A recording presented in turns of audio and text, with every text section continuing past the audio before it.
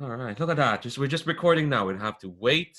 We don't have to wait to stream to YouTube. We don't have to be reminded by some creepy jitsi lady to that we're recording. We are just now recording. Hi, hello to anyone who's watching this and doesn't care about. Well, okay, maybe kind of sort of cares about what kind of video conferencing platform people use. Um, you're watching a game that was arranged through the Gauntlet, which is a community on the internet that gets together and plays tabletop role-playing games online. You can find them at gauntlet-rpg.com, where you'll find all the cool stuff the Gauntlet does, which is blogs, forums. There is the monthly gaming zine, which is called Codex, which contains supplements to existing games and original games in itself. There's also the ludicrously extensive podcasting network, and also the Hangouts calendar to which this game and many others are arranged. This is session, 13? Yeah, I think it's session 13. Yes, it's no, it's actually session 14. Unlucky session 13 was last week. But now we made to session 14. Jesus Christ, we've done 14 sessions of this. Of Band of Blades, our open table dark military fantasy game forged in the dark. As a reminder, written by Strash Ashimovic and John LaPouf Little, collectively known as Off Guard Games. You might remember them as such fine games as Scum and Villainy and Into the Dark. Fortune in the Dark means this is a hack of Blades in the Dark by John Harper. But if you've been watching this entire campaign, I don't need to remind you all of that. This is session 14. Again, the disclaimer for the past couple of sessions. If you're just jumping in now, you've missed a lot of cool stuff, and I implore you to look back through the entirety. I should fix this up as a YouTube playlist, actually. Note to self: I shouldn't be thinking of this in the middle of running a session. All right, so I think before we kind of just jump in, I do kind of want to just jump in, just get to the action, because last session, of course, we've done a whole bunch of setup. We've done our last minute bits of campaign actions in the mall. We have emerged blinking from the oppressive darkness of the mall after a very hearty victory, and have now spent the last few hours in the wintry frosts of Skydagger Keep, making sure it's ready for the big wave, for the big attack. Let's see. But before we kind of just jump in, we've assigned missions. We know where everyone's going. I want to talk about our safety tools that we're using first. Just to remind everyone of what we've got. Our lines and veils are always at the very bottom. Lines are things that won't be crossed, just won't show up in the fiction at all. Veils are things that can happen in fiction, but we're not gonna concentrate on it. They can happen off screen, or we fast forward over it, or gets a sentence or two. That's about it. We're also using the X card for this series. Basically, if we do roll into a scene, where folks feel uncomfortable for any reason, and any reason is perfectly fine. In fact, you don't have to explain what the reason is. You can say you want to use the X card, and it could be anything. It could be a detail of the scene. It could be even just a name that's brought up that you don't want to think about. Or it could be just the entire scene itself, or even just the tone of the scene. You can say you want to X card that either in our chat or just say it on video, make the symbol, or just say you want to X card something. I might ask some questions on what's being X carded, but no one gets to question if the tool is used. If it's used, it's fine. We'll respect it. We'll roll back and try something else. And finally, we have an open door policy. If folks need to step away from the table at any point, and it could be for anything. Like there could be an emergency you need to take care of, or you're more tired than you thought, you need to step away, or you really need to go, even for like 5 minutes or 10 minutes, take care of something. You can say you want to pause the action. We'll pause and we'll accommodate yourselves. Okay, so one mission down, went well, beat the crap out of Whaler. Well, Cyprian had to take in some unholy visions, well, holy visions actually, and is now blighted by that. But well, it's war. It is what it is. And as this mission is happening, I am imagining this is kind of like in the big HBO multi-part finale that is this missions from Skydagger Keep. We kind of like probably like do a recap of this mission, and then like once we kind of get to the end, where where Flood was like, all right, let's go hunting. We get like everything slows down, and then we kind of go rewind to the entire episode, and then we go back to the courtyard of Skydagger Keep where everyone's going off to their missions. And we follow another squad. But before we do that, we need to find out how our Shattered Lions are doing, how our officer Menislav is doing with his Ramparts project.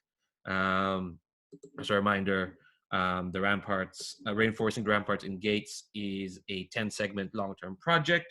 That's roll once before each other mission, and you add 1 die to each roll for each labor squad the Legion has. So I'll ask our quartermaster, Brian. Tell me what action roll rating is Melislav using this time, or is he still playing to his strengths? I mean, I think he will be marshaling the whole time he's working on this. I don't think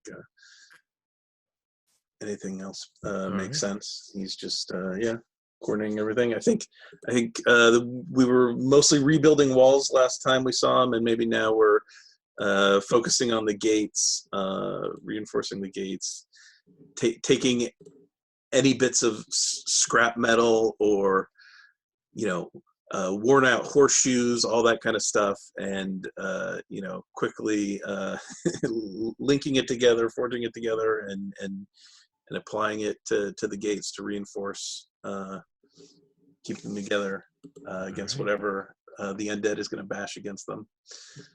And here's the roll. We got 3 5s and a 4. So all right, two more ticks. 2 more ticks. I think what you're getting is like the lions are like reinforcing the gates. I think you hear what sounds like soft rain pelting against the gates, and then you see that like there's like a particularly big splat, and suddenly this bit of this like splotchy green liquid kind of flits through like a gap in the gate, and it lands on the ground near you and starts sizzling. You can tell the spitters are like, and you can see like you can hear kind of like acid artillery kind of like firing above the walls, kind of like landing near you. And Metislav is just kind of like, no, keep going, we're holding the line here. And they start like bolting up the gaps, reinforcing the gate, and making sure that it's gonna hold up against an acid attack and whatever else. I think you can hear machinery kind of like as well, kind of like gears and something stomping kind of like towards the gate. And this is happening around the same time as the fight at the lower pass, for sure. It's also happening at the same time. Oh, before we do that, how many more ticks in that project? It is a 10 tick, I think. Yes. Yeah, and we're halfway done, so we're on pace to do it. Okay, good. We need, I think if we fail a roll, one of the next rolls, then we're not going to be able to do it. We're going to need 1 full success and 1 partial. Okay. All right. Well, with 4 dice, it shouldn't be too bad. It's doable. Yeah, absolutely doable. All right. So while this is happening, we cut to up the mountains. This mountain path, kind of like skirting around the curtain wall of Skydagger Keep. We cut to the Ember Wolves, probably bundled up in some winter clothing, led by our erstwhile scout, Scarlet Dancing Glade, and our gun-toting medic, Valeria Albrecht. And I'll reread the mission that we're starting off. We agreed that, yes, Commander, we did agree that we were going to run through these missions in the order described in the book, right? Yeah. Okay, cool. So, stop the main force. Assign 1 squad and 2 specialists to a dangerous recon mission involves climbing the mountain passes and evading undead patrols. The objective is to start an avalanche to stall and stagger the main undead force. So, I can kind of assume who's playing Scarlet and who's playing Valeria. So it leaves Chris and Dan to like let's see, we have the Ember Wolves who we have not seen on screen except Adramir, the only one, and that was and he was in the very first, the long lost first session, where he freaked out and had to be chewed out by Raya. Um, um, so and yes, he became a soldier. I remember this, thanks to the. Actually, I think it was the Ghost Owls for this one because they're the scouty types. Oops, sorry. Yeah, Ghost Owls. That's my bad. Yeah, I looked at the wrong line in my notes. Sorry, that's the Ghost Owls. Yeah, Ember Wolves are the mission after this. That's my bad. Ghost Owls. Our smart bunch, Rashi and Sylvan, who scouted out that other mountain pass, way back near Plainsworth. Yeah, it was near Plainsworth.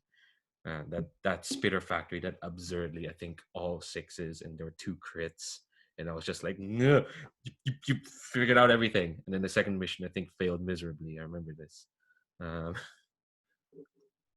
Okay, so yeah. Rashi did get promoted to soldier. Oh yeah, because he did really well meeting those priests. Somehow that got him the soldier. Okay, all right. Sure.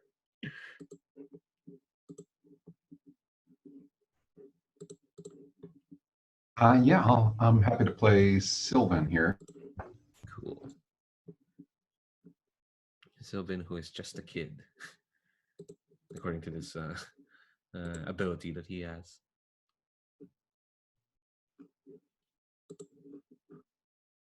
All right, so we picked everyone. I'll give you a minute to pick your load. Remember, this is a recon mission up a mountain pass. You're meant to like find ways to like set off an avalanche.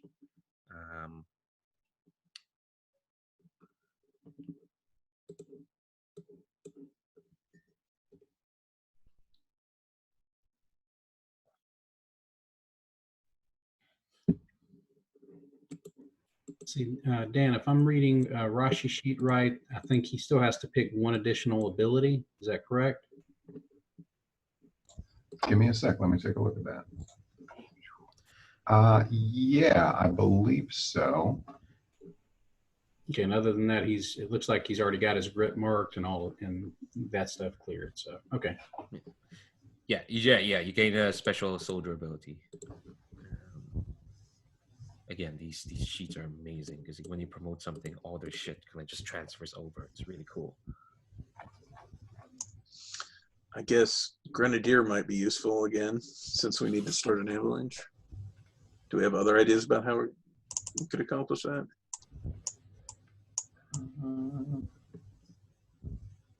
Yes, I realize that only the heavies have wrecking kits, or so. Well, soldiers have all different kinds of kits, I suppose. Yeah, I'm sure you. Yeah. Soldiers does have like a fine kit, and you pick one depending on the scenario. So you don't need to have Grenadier, and also the fine kit is in light, so we can just pick like. But Grenadier is always pretty good if you want to just really kickstart an avalanche.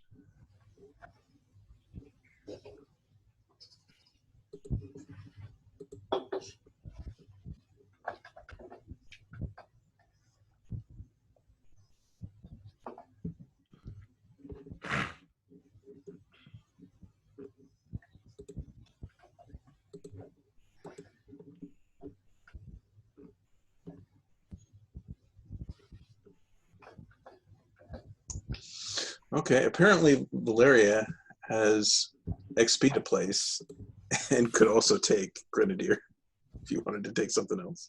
Wait, Valeria, how does she? Oh yeah, there's the veteran. Yeah, you can absolutely do that. I mean, one of the things that I was looking at, that seems to be the thing that makes the most sense for Rashi, is like learning to blow stuff up. The other stuff is like him being super tough and a badass, and that doesn't seem like Rashi all that much. But learning how to plant things, learning how to plant explosives, that's technical. I think that really fits him.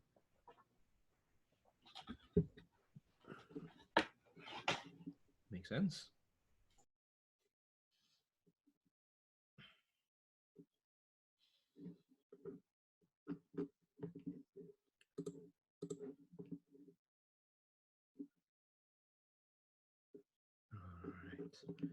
Has everyone picked load, or need like a couple more minutes to like start stuff?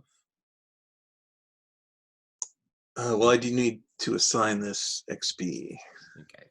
Yeah, give you a minute and a half, minute or so. Yeah, I guess it could be any special ability, essentially. Yeah.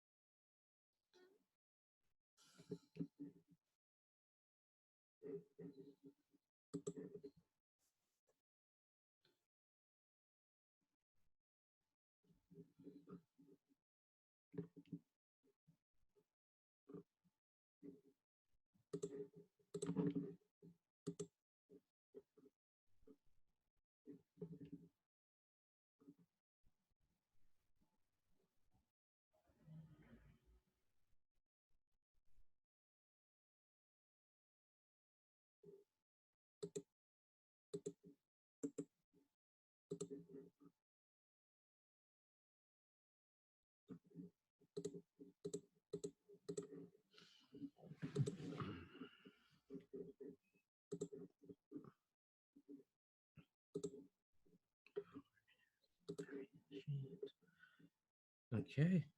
All right. Looks like everyone's ready. All right, Marsha, let's do this. Engagement roll time.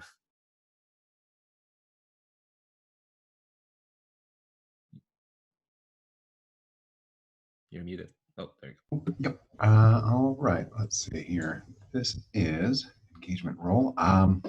Everyone on the mission is oath sworn to the Legion. We'll take a die for that. We don't have any intel to spend on any of these. Let's see here. We do have one rookie on the squad, so we're not going to take that die. But I don't think anyone has reason to distrust leadership or not obey orders. And we do have the appropriate specialists. And is this a recon mission? Yes. Okay. Oh, and Quartermaster, would we like to spend a use of horses to equip the mission? Yes. Sweet. And is any Legionnaire starting with a heavy load? Sweet. All right. That is 2 die. Oh, you do get die. Yeah, you do get We've got a chosen barnyard. bonus. Nice. Then again, hey, that's a 5. So you're gonna start in a risky position. Hey, maybe all Skydagger Keep missions or start in a risky position. Here's kind of what I'm imagining. I think when we do we go back to the courtyard. We actually go back a bit further. I think your recon mission went out before anyone else did. I think it's the hour before dawn breaks. As you kind of you get your horses, you kind of go out to the mountain pass, because this is kind of going out of Skydagger Keep. And I think you find like where you have to leave the horses, and And you find like this, like, I'm imagining it's kind of like, okay, not entirely like the path that Frodo and Sam had to go through to get into Mordor, but like it's that, like, it's not that harrowing, but I think it is kind of like, it's a bit tough. It you can get back, but you know, getting up there is tricky. And as you climb higher and higher, you feel your breath's getting a bit shorter, but you can see the main force of the undead. And um, here's kind of where I kind of fold in the usual: how does each of your characters feel, and what do they look like, and also how do they feel as they see the bulk of the undead making their way to Skydagger Keep, which is always fun. And yeah, I don't have an idea. Should we just start? Yeah. So I think that Scarlet Dancing Glade is dressed in furs over his usual outfit. They look functional and well kept. As ever, he's got his bow slung over his back and a long, like one of those knives that's most of the way to being a machete at his belt. As ever, he's got his red hair plaited back, cat ears poking up out from under it. And he is crouching down at the edge of this path, seemingly unperturbed by the drop below him, watching the bulk of the undead force with a vicious grin on his face. Yeah. Cool. Hold on, let me double check that. I don't think so, Chris. I don't think you have to spend utility load, because it says here. Let me read that ability. There you go. I think you probably do. Oh yeah, I think you probably do. That means that because it's not in the list, that means that you can always bring. The way I read it last time was you get one choice for having the ability, and then can use your utility to take more. Was the way I read it before, but yeah, that's. Let me double check. Usually they go through it in the book. That means. Okay, no, it doesn't say. Oh. Yeah, it says as part of your light load. Yeah, as part of your as part of your light load. Yeah, so I think, yeah. Required. How best you may always pick one of the above to bring on a mission, grenade, or charge, but additional instances should be written in on the blank utility load line. So I think you can bring one, but the other one will cost utility load. Right. Or if you had like your quartermaster had acquired it, they could just like give it to anyone. That's why anyone potentially could mark it. Yeah. As well. But, yeah. But I think for the grenadier, I think David's right. One of them is going to be part of your light load, and if you want to bring the other, it costs your utility load. Okay. All right. What about Rashi, Valeria, or Sylvan?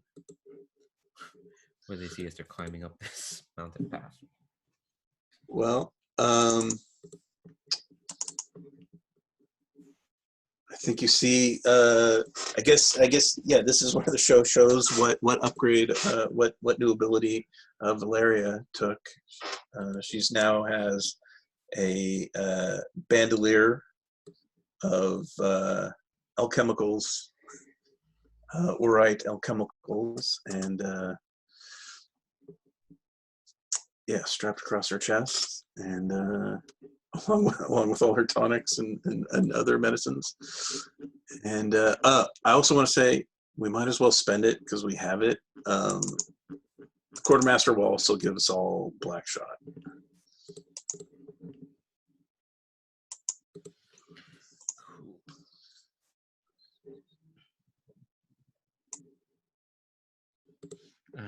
All right. What about Sylvan or Rashi?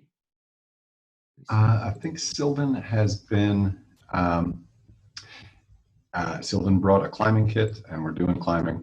So Sylvan has been sort of not taking the lead, but working the climbing kit for the rest of the crew. And that means he needs to not wear gloves, and his hands are numb and starting to crack a little bit in the cold. Not quite bleeding yet, but as they crest a cliff, we'll say, or a steep hill, and see the mass of the undead horde, I think Sylvan on instinct just looks away, because if he looks for too long, it will be panic immediately, and he gets back to his own work and pays incredibly close attention to that. All right. And Rashi?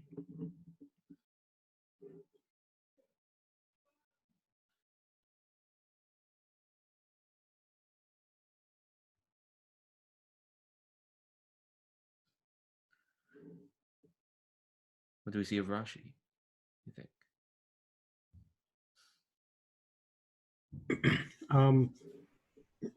I think you see Rashi. He is as we're walking up.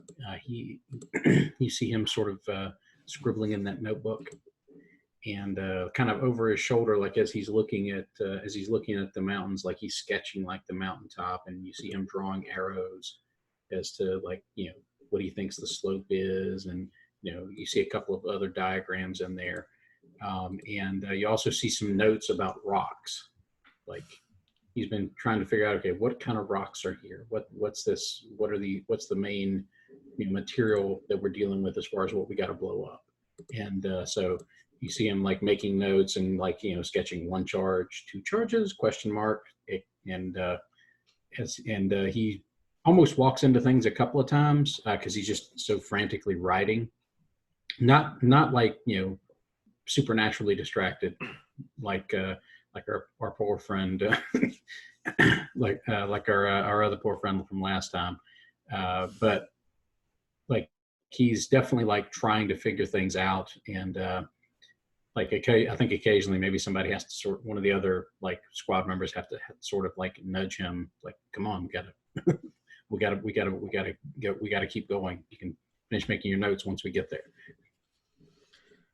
All right. I think the best way to put you in a risky position is, let's think about this. What's always good to be in the middle of that you'd want to be on? A bridge. So I think you once you kind of get up up to the mountain pass and you're climbing up, I think you see that there's this like your path kind of ends at this like long bricky, not long, well, not too long, but like it looks and feels longer because you know where you have to go, because the bulk of the undead horde is not near where you are, and you can see like there's not enough like snow and rocks to climb them, so you need to get into position across the bridge. But I think as you're crossing the bridge, you hear again this like you hear this whistling kind of like in the air, kind of like this, and it's like coming near you, and I think right behind you, this like projectile of acid smashes through like a plank of the bridge from underneath you, and you can't see where they're firing from, but you need to get the hell out of there soon, because they're kind of firing on you.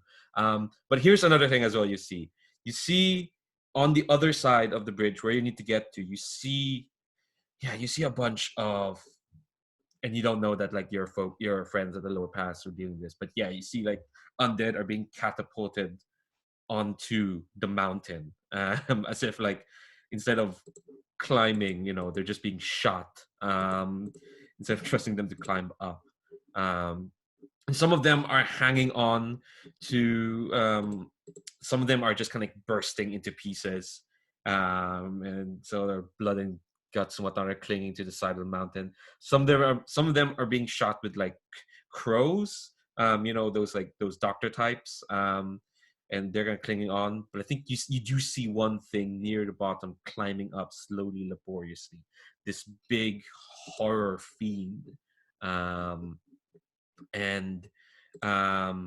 it's a bit different from Whaler, but you know what horrors are? They're like these big giants made of amalgamated bodies.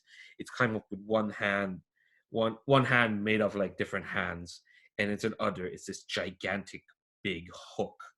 It's kind of like and climbing up, and hook climbing up as it's as like these squads of undead are also being flung up by trebuchets. I know this doesn't feel like a risky position, but they're not on their way yet. They're not on their way yet. You're under attack from the acid artillery, but like the undead are not yet there yet. But you need to get off this bridge fairly soon. Yeah. What do you do? So I think Scarlet is taking point, and he doesn't exactly pause so much, just slow down a little bit for a moment so that he can turn around, and he says, okay, we need to get across this bridge fast. We're out in the open here. I want you to follow me quickly, low, quiet. Do not engage unless we are spotted, and try not to get spotted. And then he's just going to kind of dart forward, and he's doing that thing where he is he's running, but more of an almost lope, being very careful not to make the bridge swing too much. So kind of not actually sort of moving quickly, but keeping the but like probably not actually taking his feet off of the planks very much, and sort of almost steadying as he goes. And basically he's going to try and get to the end and start pulling people across quickly and sort of pushing them down into the scrub at the other side. And I think I'd like to try leading a group action there. Seems the it seems that's exactly what I was thinking about. What action rating are you rolling? I would like to go with maneuver, please. Hell yeah! So everyone's going to go with maneuver. You're taking point. This is a risky standard, I'd say. I think no one's going heavy. Like everyone's going either normal or light. I think most people took light, except for Scarlet, because he's good at what he does. Yeah. So yeah, it's a risky standard. Sure thing. Let me double check how's everyone's maneuver. Yeah, is anyone pushing themselves, taking bargains, or do you want to just roll this and see where everyone lands? I think I'm just going to roll with what I have, because I may be taking some stress off other people. So yeah. Okay. Cool. All right, roll maneuver. Of course, there's a critical. Of course, there is. It's not a Fortune Die Gamer run unless people roll stupendously well. Who rolled that critical? Because like the roll 20 is not loading for me. I think that was me. Okay. Okay. Go rookie. Yeah, Sylvan. There we go. So I think we got 2 fails. So that's 2 stress for me. But yeah, you go up from standard to great. I think what this means is like, yeah, I think actually no, you described to me like how coordinated is the squad as they kind of get through this bridge. Start with Scarlet. Yeah, so no, I think sort of pretty much what I described before. He sort of gets to the bridge at the other side, and starts probably, especially those that are carrying a bit more stuff or slightly less used to this, sort of be grabbing them by the arm almost and like, almost pulling them off and moving them quickly towards the the sort of, there's some like scrub and stuff, I guess, or stones or something that they can get behind. All right. I think the great effect here is that you all get to like scrub area, probably like Rashi and Scarlet get like get like just near misses, but I think here's kind of like where you are now. You're at this area and there's no undead there yet. I think most of them are still kind of either climbing up. The trebuchets have not like reached you yet, and I think you're kind of in a position to start setting charges, start doing what you need to do. I'm gonna put 2 clocks on the table, and they're gonna be on a race. They're both 8-step clocks. There it is. Copy that, paste it here. One of them you want to fill, the other one you don't want to fill. First one is trigger the avalanche, and the other one is the main forces pass. So I think you know which one you don't want to have filled up. But you've got some time. You're still kind of in a risky position, but undead have not made it yet. You hear the shink of the red hook as it's laboriously climbing up because it's too big for a trebuchet to shoot it up. You're like, the splatter of like undead. I'm kind of imagining like this place where the shrub and rocks is actually a bit higher up than where the bridge is. That's why they're adjusting their aim. So you've got some time. So yeah, any action to fill up that goes towards filling up the trigger the avalanche, which is either holding the undead or placing explosives, will fill up that clock. So yeah, let's turn to either Rashi or Valeria or Sylvan. What do you do?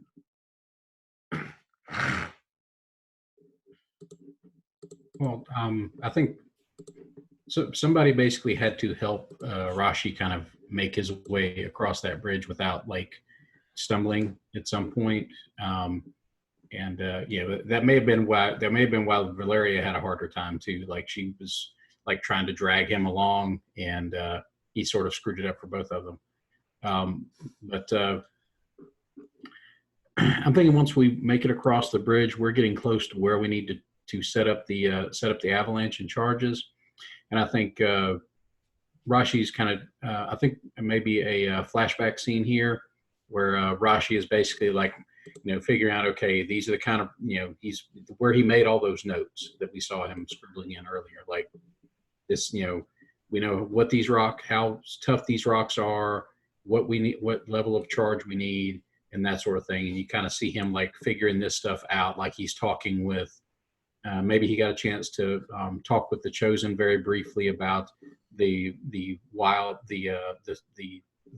stone and soil of the mountains and what the composition is, and maybe talk with a few of the other folks that are good at wrecking things. Maybe he had a short chat with Farah, and sort of like built up to here's how we need to make these charges set, and here's what we need to do, and here's the level of explosives we need at each spot, kind of thing.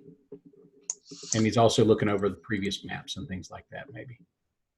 I think it makes sense for Valeria to have assisted you with that. Okay, so that would be the kind of thing she would do, and also it's a good chance for the two of them struggling on the bridge and then flashing back to them like not getting any sleep the night before doing research. Okay, so that would be the research. Okay. I think risky standard. I think to like bring this research to bear in the middle of this chaos, I think you're still in a risky position. I'd say risky standard sounds about right. Valeria, you're assisting, so you're spending a stress. Okay. That'll give me 3 total dice. Don't push yourself or take a bargain. What would a bargain be? Ooh, I mean, I don't want to be just add ticks to that other clock. But I think okay, here's the bargain. You instead of the usual shunk climb up, you hear like this horrible like roar, like this giant will roar up, and I think you will feel it heave as it kind of like just leaps up further. It's not gonna get to you, but after maybe another action roll, it will get to where you are. Yeah, let's not do that. I'll I'll elect to push myself. Okay. All right, 4 dice. Oh my god. Right. Wow. All right. Well, that went terribly. Yeah. That's a 2 yeah, 2 2s and 2 1s. That's wow. All right. So on a 1 to 3, things go badly. You suffer harm, a complication occurs, you end up in a desperate position. Okay. Here's what happens. You hear that chunk and this giant red hook horror. Which sounds like an H.P. Lovecraft story. Is it called? Oh, I need to check what. Oh yeah, no, this creature is called Red Hook. And you would know that. It's an infamous. Yeah, here's what happens. You hear it leap, and instead of what I just said, which is it gets closer. You see its bulk kind of like just arrive. Just kind of you see its hook chunk at like the edge of where you are, and it drags itself up. Here's the tricky part. Valeria and Rashi, you two are cut off from from the rest of the squad, as it's kind of like between the two of you. And I'm gonna add, let's see, risky standard. I'm gonna add 1 tick to the main forces pass, but you're all now in a desperate position. Do you want to resist that? Yeah, I would like to try and resist that. Okay. All right. So I think you are going to be resisting with. Let me see your sheet. See, insight. Yes, insight. Okay. All right, I've got Devil's Own Luck, so hopefully that will help. Yeah, 4 dice. There we go. No stress. So I think what this looks like is the two of you are not going to be cut off, because of the insight. You hear the thing roar, and you just, I don't know, you drag Valeria with you, and you kind of like get to where the squad is. But I think definitely a Red Hook will like, you see its hook climb up, and it's like slowly just like heaving itself up. So you're also in a risky position, but it's here now. You've still got some moments to like do what you need to do. I'll turn to Sylvan or Valeria or anyone else. What do you do? I'll turn to Sylvan because we haven't seen him. I think. Oh, this is weird. I think Sylvan is gonna say, "Put me in, coach," and and try to get an assignment from Scarlet Dancing Glade. Where do I need to go? I can move. I can rig things. Just tell me what to do. If you're good at the sapping side of things, and I want you staying here, help out these folk get this thing set to blow, fend off whatever's coming for them. I'm going to try and draw that thing away. Oh my god. Okay. Why don't we do that first, and then we come back to you, Sylvan, and the other 3. Tom, what do you need to do? Let's see what Scarlet does, and then I'll come back to Sylvan.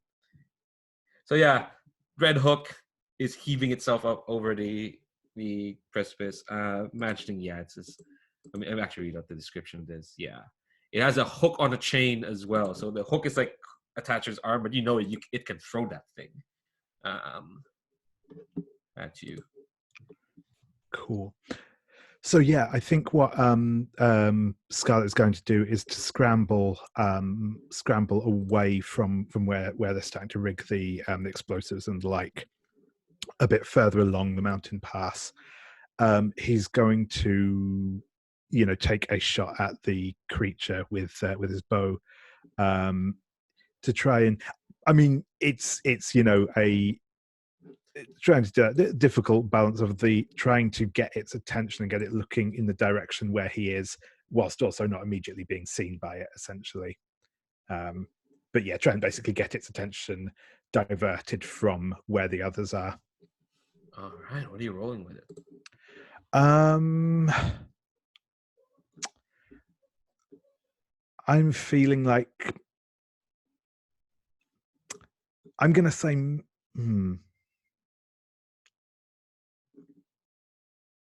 I'm torn between scout and shoot.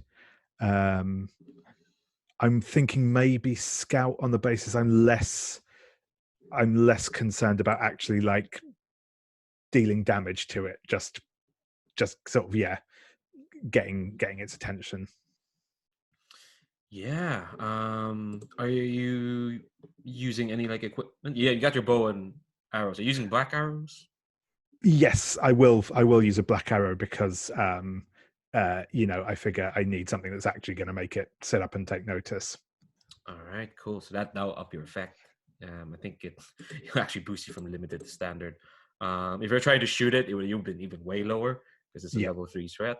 So this is a good old risky standard. It's not the worst. Is anyone assisting?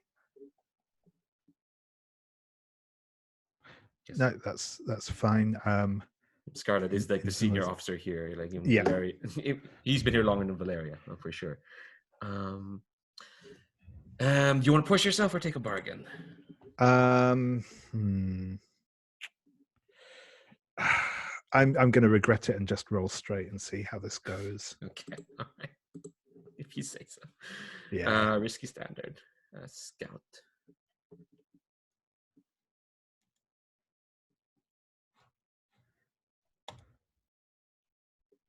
All right, it's a 5. You do it, but there's consequences. Okay. I think you shoot, and I'm gonna add 2 ticks to this trigger the avalanche. One when you have an infamous not paying attention to your sapper squad, that will add some progress. And it's standard, so 2 ticks. So yeah, I think you shoot. It gets its attention. In fact, it's like this big lumbering beastie, but I think you shoot and like it just kind of like thrusts its hand with a hook, and the hook jettisons off its hand, sailing towards you, Scarlet. And I think it's not gonna like hook you, but I think it's gonna the blunt end of the hook is gonna like smash into your gut, and it's gonna like fling you back as like the hook will then will sink you to the ground, and it almost kind of like it'll start dragging itself towards you. You got his attention, but you're gonna take some harm. I think this is level 2 harm. Smashed or broken rib. You're muted, David. As I mute myself again. Because I have Panther-like Grace, I reduce the harm down to a level 1. Yes. And I think I am then going to try and resist that level 1 harm. Hell yeah. I think you're going to be resisting with prowess. That's fair. Yeah, it's movement.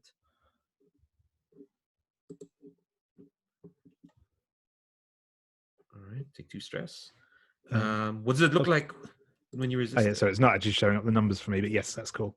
You got a 4, it's the highest. Perfect, thanks. So yeah, I think the hook kind of lashes out to him, but he kind of like almost jumps back with it. So it's like just sort of barely grazes him as he sort of skitters back across the sort of scree on the hillside, and I think he just reaches for another arrow as he sort of comes to a stop. Hell yeah. And I think like Red Hook will just kind of like roar and kind of charge at you, while the other 3 are probably like, I don't know, behind some scrub, some bush. As like the Red Hook kind of like with more grace than its bulk should have, kind of like lumber towards Scarlet Dancing Glade. We've reached an hour, so let's take 5. Come back 1 minute past, and then we'll see where we go from here. You're 6 ticks away. So good luck. But yeah, we'll be back in 5 minutes. I'm gonna pause the recording. All right, welcome back. So I turn to our 3 squads. Not 3 squads. That would be amazing.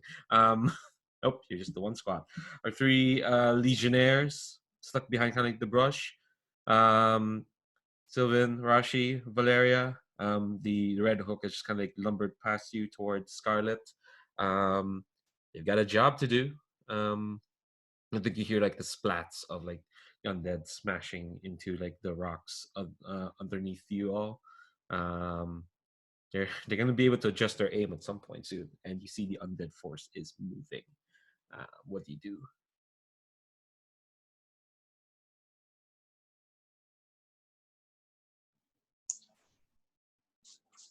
Let's rig those explosives.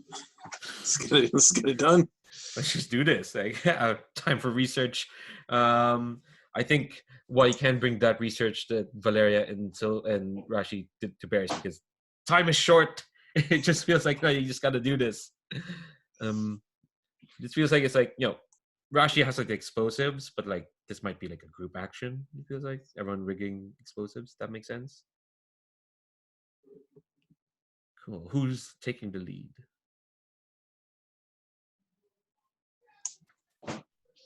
Valeria has a lot of stress. You could make a case for like hurry up and just trauma and then get all your stress back after a scene,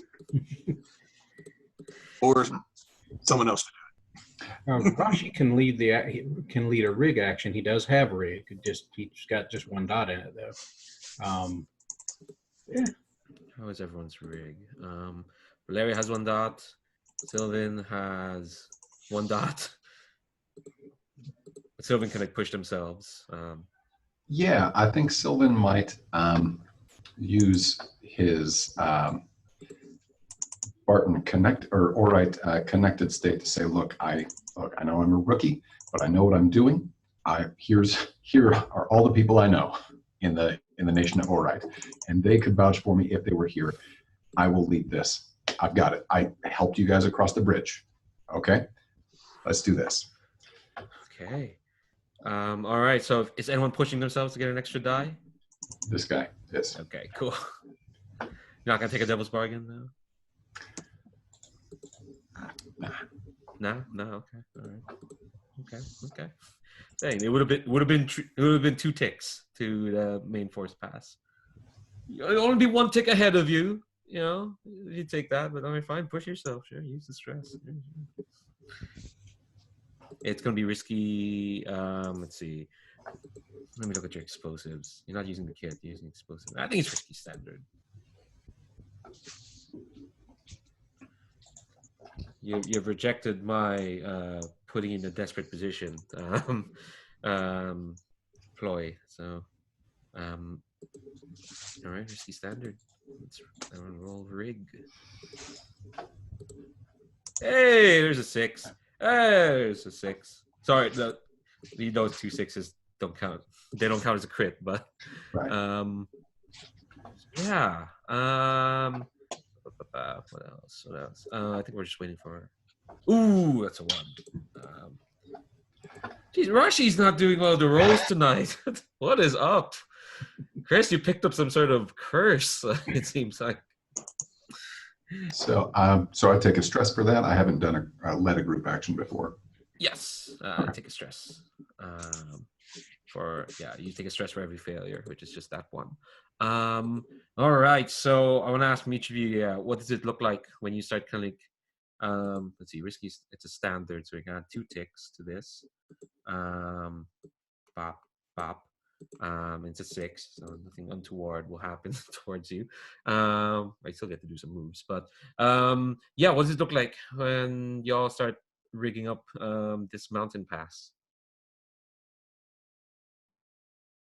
I think we all start together, like attaching the appropriate fuses to the appropriate parts of the explosives, and Sylvan does not know what he's doing, and he looks over to Rashi, try and copy his work. That doesn't look quite right. Looks over to Valeria. That looks better. I'll copy this. Everybody follow me. Poor Rashi. Okay, so I think charges are set because it's a 6. That's gonna happen. So the rest of his clock is basically getting away from here, so you don't get caught in the avalanche, which makes sense. So I think once you kind of like set the charges, you see that like red hook has bound up in Scarlet, and Scarlet is on their own. Just has this like one has a bow, an arrow, and this thing where like it's multiple torsos wound together, and like just rippling. Its right arm is mostly like it's like this stump and this hook that's on the ground, and it's chain connected to it, and its other arm is like this bulging vein cornucopia of like limbs, and it's kind of like it's leering, and it's like it's not stumbling because it's just big. It's just bounding towards Scarlet. Let's see who hasn't rolled. I'll turn to other two specialists, either Valeria or Scarlet. If you have anything you want to do. If it's focused on Scarlet, it seems like a good time to take a shot at it. Oh, our good old pistolero medic. Load up some black shot and Yeah. Take a shot. You have a fine pistol. Okay, cool. That will bring pistol. You up. Yeah. And black shot. Black shot. That'll actually bring you up to standard because it's a level 3. And level 1.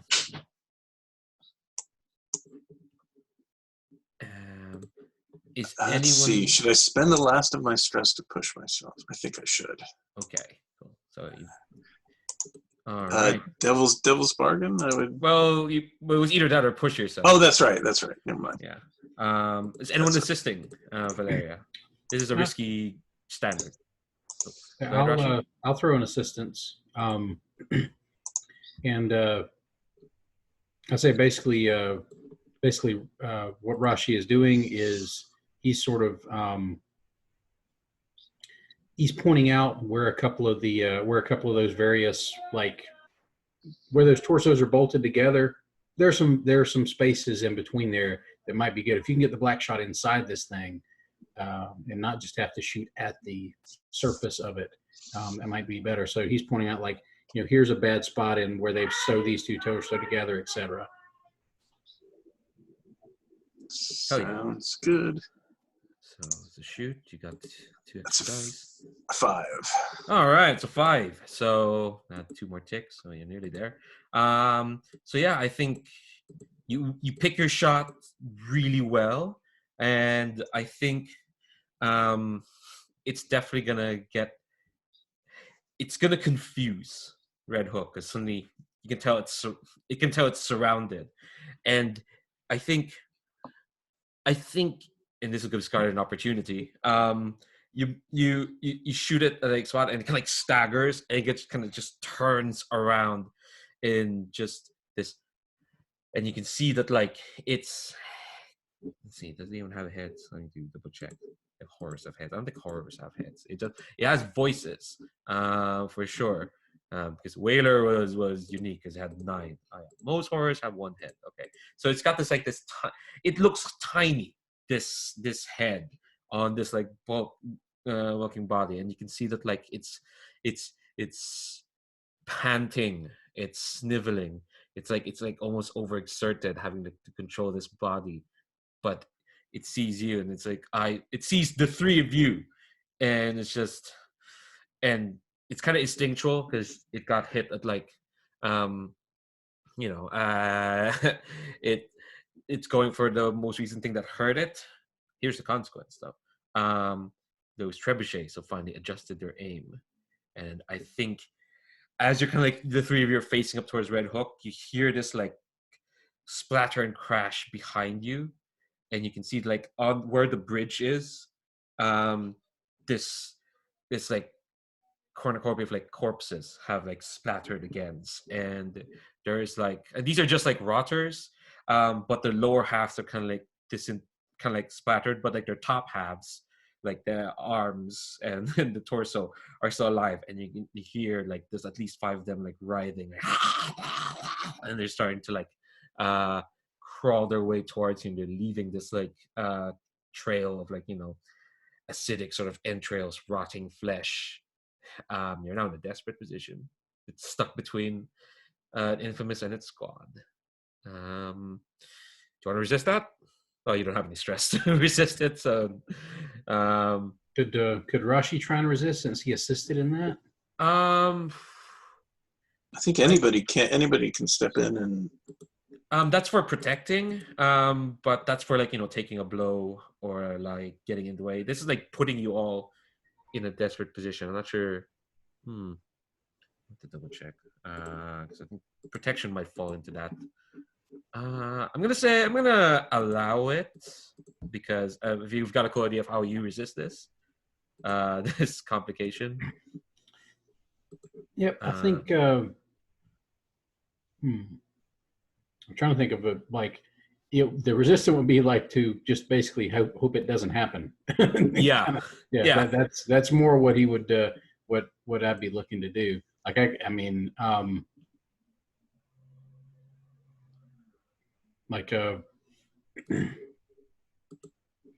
so if that's not something that's possible, I mean, I understand. I just actually I'd give it a shot if it was something we could do.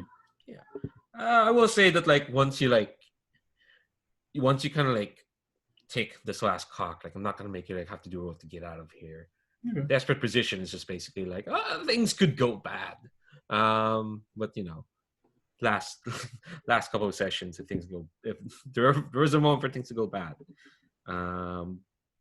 So you want to take that desperate position then?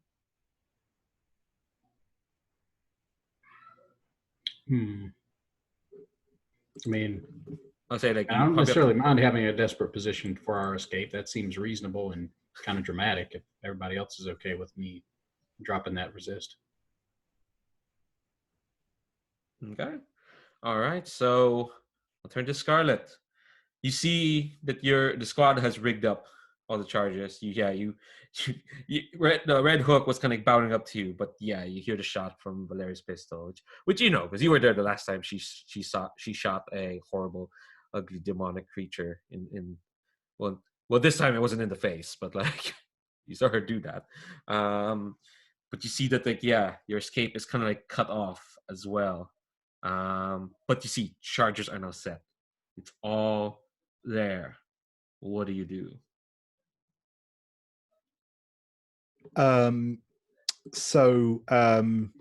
Scarlet is just going to yell out, set the charges as soon as you're clear, and is going to he's going to knock another black arrow, and as Red Hook turns around, he's going to try and put an arrow in its hamstring to slow it down. Ooh, cool. All right, what are you rolling with? I think that's just going to be a straight up shoot. All right. Desperate standard, I'm going to say. Excellent. I mean, that does bring up yes. You get 1 XP for that, so that does bring you up there. Well, you can't get that Fort Dot unless you you get a special ability. So, all right. So, desperate standard. Is anyone assisting Scarlet? You've heard him yell out to you. Okay, cool. Do you want to push yourself or take a devil's bargain? I'm actually I'm at 4 dice on this because I am a daredevil. Oh, I get an extra dice when I'm in a desperate position. So I'm going to trust the fates on this one, as I have repeatedly been proven is a bad idea. Wait, I clicked the wrong thing there. Here we go. You never know. You can get back to, multiple 6. All right. Hey, see, there's a 6. What did I tell you? All right. So that fills up this clock. I think I'm going to get each of you to narrate how the hell you get out of here. I think Red Hook will rear up to the 3 of you, and I think actually I'll start with Scarlet. No. I think Scarlet, you shoot your arrow and it's gonna pierce its hamstring. I think Justin's kind of as it's gonna swing its hook towards the other 3. As it does, it kind of stumbles, it loses its place, and it starts slipping off the side of the mountain pass. and it just barely hanging on its grip on the edge. And I think that's where it is. And then each to narrate how the hell you get out of here. Or what's your feeling and as you like. Well, I think Rashi still has that grenade, so I think basically, like as we're escaping, I think Rashi just sort of rolls that grenade back over to where the hand is still clinging on to the side of the mountain. It's like, yeah, dink, and then boom, and that's sort of like that's sort of like his end game. But I'll leave everybody else's stuff up to them as to how we get past those rotters, because they're still like hanging on to the bridge, I think, right? They're hanging around near the, I guess entrance is the wrong word for it, but like they're not on the bridge, but they're like between you and the bridge, and I'm giving you like creative license to like just get past them. I think since they're just torsos, right? Yeah. I think Rashi just tries to basically just takes a running jump and just jumps over. they're just sort of crawling forward with the on their hands, and I think Rashi just like jumps. And he does like it would have been really cool if Rashi had any training in how to actually do that right, but I think basically he just hits the ground and keeps rolling, and eventually he bumps into the side of the bridge and like stops, like he. It's like, oh, that hurt, but that's better than the alternative. Sylvan, Valeria, how y'all doing? I think Sylvan tries to musket butt a few of these torsos sort of off the edge of this cliff. Is not very good at it. Realizes he hasn't been able to actually shoot very much black shot, so takes this opportunity and then clears a path and gets to the bridge. Yeah, I think you see Valeria just spearing him in the head, maybe getting a good spear to a head and then vaulting past, using that to vault past the rest. All right, and Scarlet, you're muted, David. Oh, sorry, I just put myself onto mute. So I think we get that kind of moment where Scarlet is kind of starts running back towards the bridge as the sort of the charges go off, and there's the avalanche begins. And it looks like he's not made it, but then sometime later, as the group are trudged down the path, he sort of drops down from a higher ledge to meet up with them. Hell yeah! I think it's like you scramble through the bridge under like fire from like all the acid stuff and undead kind of being flung up there, and I think the four of you make it past the bridge. Anyone have any last parting shots for this crew before we kind of cut away from them? That's it. Cool. Hell yeah! And I think we kind of get like the shot of like Red Hook's hand that exploded. It's hanging on by its hook, basically, for sure. And I think we kind of close in on like the charges. It looks like they're set, but then just as they're about to explode, we stop, and then we rewind back, back to the start once more. Although we do have to check in on our Rampart crew. They're probably like, I don't know, in the interstitials or like the bits before the commercial. But like, all right, another mission down. You're doing incredibly well. I knew you were gonna do well. So it's a primary mission. We're in play. It's all gonna be good. I don't think the most you racked up was stress. No one got any harm. It's all good. Let's go back to our Shattered Lions. So tell me, Brian, what are they repairing now? Yeah, what are they? Let's see. Ramparts and gates.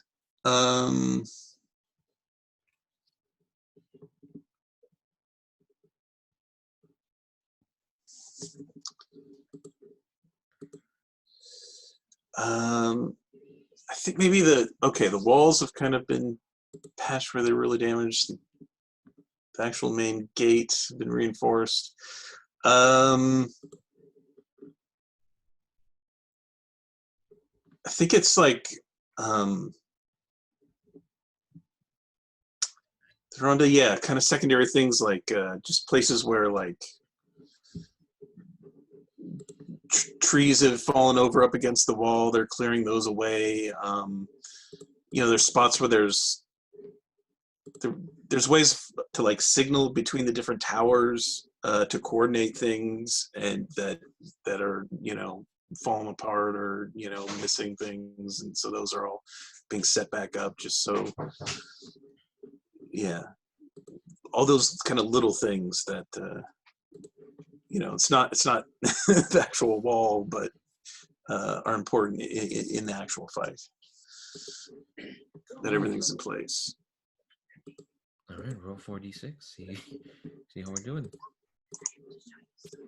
Ooh, another 6. That's very good. Yeah, Jesus. Turns out Melisab is really good at coordinating folks when not in the middle of a terrible, tough battle situation. Well, not immediately. We're getting there. All right, so I think the next bit we see as you kind of like repairing the gates, I think Melisab will kind of like look up and see that this, I mean, it's not the most sunny day because it's winter, so the clouds are kind of like just dark and gloomy, but I think you can see that this purple green haze starting to like leach its way towards Skydagger Keep. For sure, like just edging over the mountains. It's kind of like whatever fume factories blighters set up, they're working to their limit to like bring this horrible oppressive energy to this place. All right. Let's see, look at the time. No, we're fine. Let's move on to the next mission. If folks are okay with that. It's like, all right. Let's just breakneck speed. We'll just keep going at it, coming and going. Next mission is assemble the siege weapons. There are a few underground routes to siege weapon positions on the cliffs above. Nobody knows if the undead have sent more nimble units to reach them over land or what might be nesting amidst the tunnels. Assign 1 squad and 2 specialists to the supply mission. Take 1 die to the engagement roll if the Legion has siege weapons, which you do. And I'm imagining this is just a full squad of like the rookies who have to like help drag these two siege weapons that you have like through these tunnels. I think that's what this looks like. So we've got some NPCs to look after. But on tap we have, actually no, let the marshal tell us who's on tap for this instead of me reading the wrong line again. For this mission we have Raya the medic, Zaya the newly minted heavy, and the Ember Wolves. Hell yeah, which is the one I was talking about with Scaredy Cat Adramir. So I think we know who's playing Raya and Zaya. So and someone's probably gonna take Adramir because they're a soldier, and someone will have to make a rookie. Who wants to do either?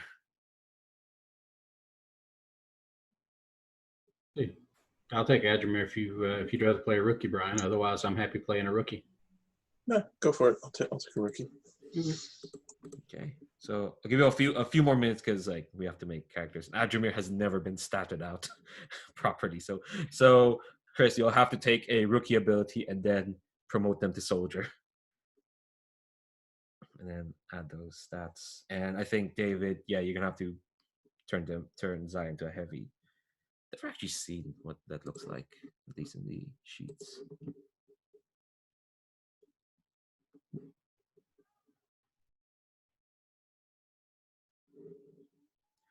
I just see you do that. They won't let you pick anything you don't have the requirements for. That's really cool.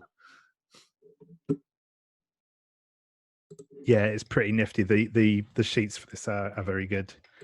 I should have looked up who made them. Hold on. Grades, row 20 sheets. forgot we're meant to shout them out because they have been a godsend to this entire campaign. Like, I can't fathom. I think if we played this IRL, we would have been more selective about what rookies to play, what characters to play, so we don't have to keep printing sheets out. Because unlike other Forge of the Dark stuff, other Forge of the Dark games, the character sheets are meant to be like either double-sided or 2 pages. Most Forge of the Dark games are like just 1 page, which is nifty. God, the amount of paperwork playing this IRL would have been something.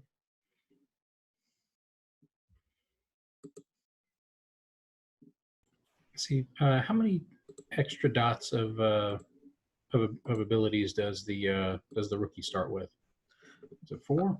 I think it is 4. That's the usual. Let me double check.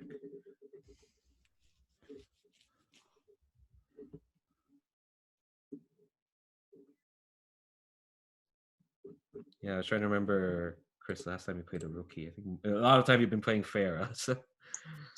Yeah, you assign 4 more action dots.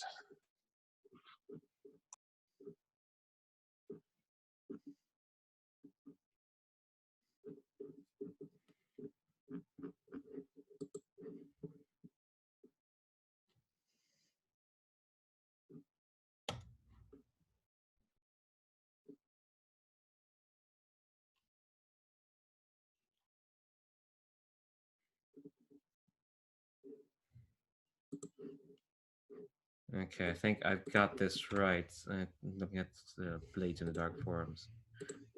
Oh yeah, this is from Strash. Yeah, so Jacob and Tim Dini, shout out to them. They're the ones who made the Blades in the Dark sheets. They teamed up again to make the Band of Blades sheets. They're really good. They are stupendously good, these sheets.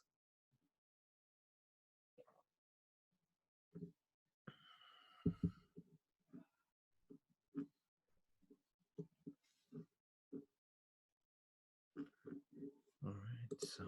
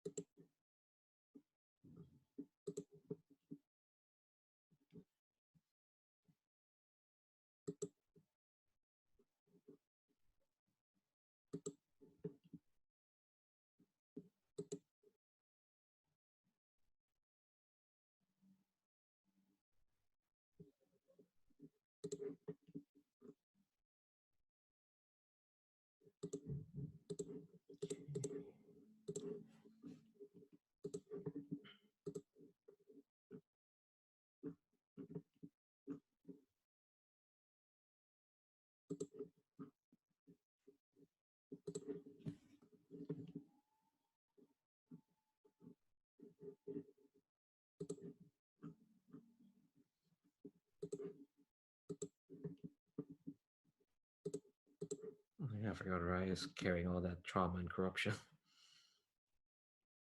Let me see, who did I assign to this siege weapons? Okay. Okay.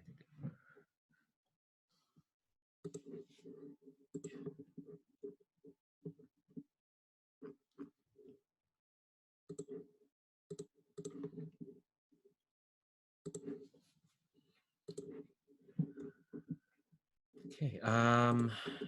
Everyone need is everyone ready? Or everyone need like a few more minutes? Okay. So Zaya's ready. Oh man, she's loaded. she's all suited up. I think I'll give folks like another minute or two.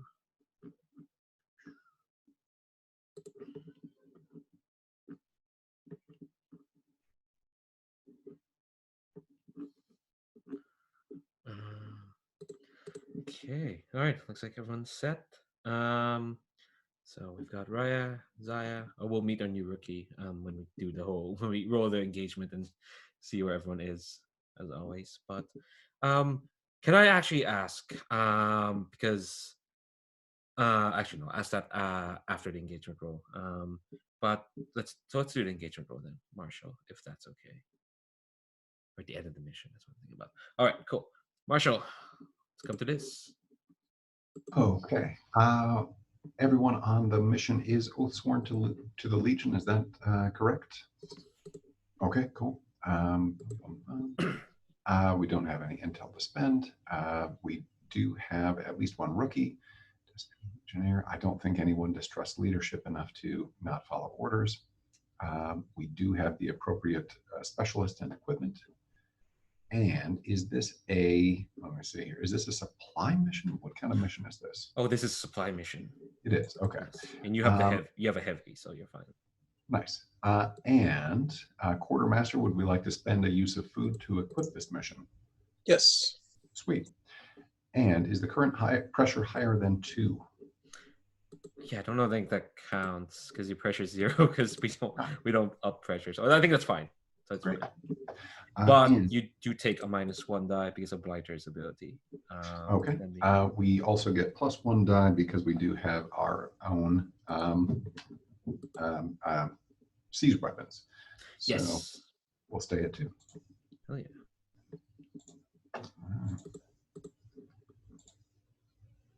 Okay, there we go.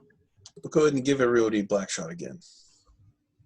Hell yeah. Oh, nice. That's a 6. Pretty good.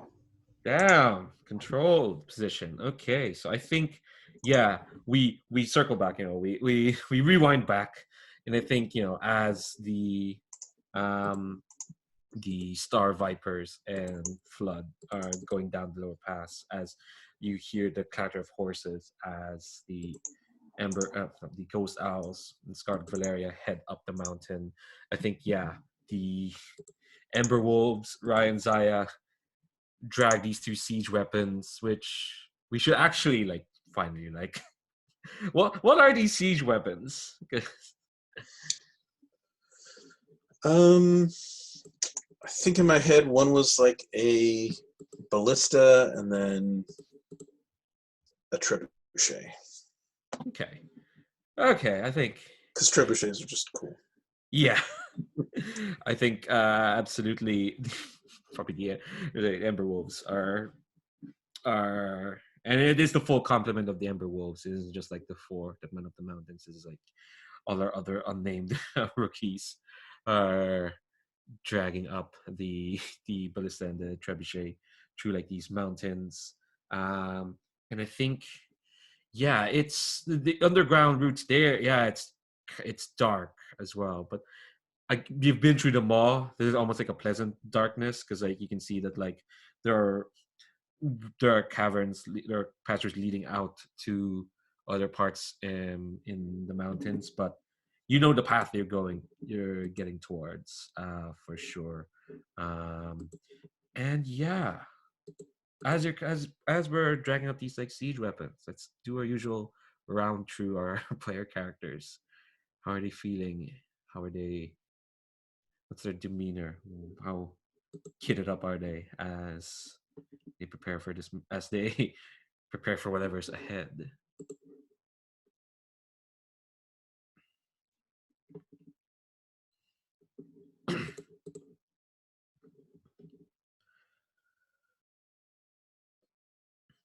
And yeah, everyone has an idea. Let's see if I'm understanding things right. We're hauling these siege engines up through like a series of tunnels. Yes. To get up to the siege weapon positions, like up on the mountainside? Yes. Okay. I think you see Adramir like he's weirdly relieved because he didn't get deployed like to the wall or on one of these like missions where he was running into the teeth of the enemy. Like he's like, I can move stuff in a tunnel. I can do this. I can do this. Like I can walk through this tunnel. I can set up these siege weapons. Like I'm good. I can do this. And so he's kind of relieved because he still doesn't really trust himself on any actual like serious mission. Poor bastard. Oh, go ahead.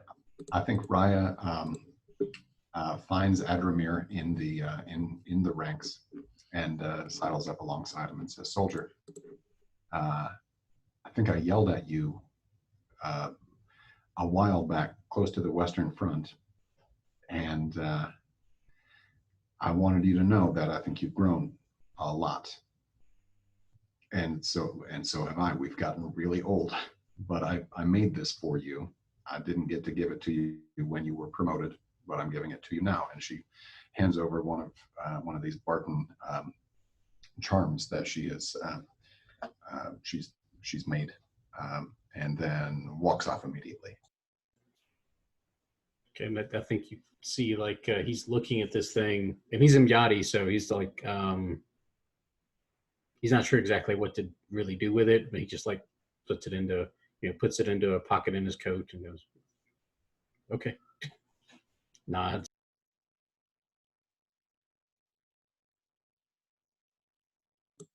Yeah, and Zaya is stood there. She's in the new armor that we saw her wearing at her initiation ceremony. The scar down her cheek is being packed with ash, and to bring out the scarification.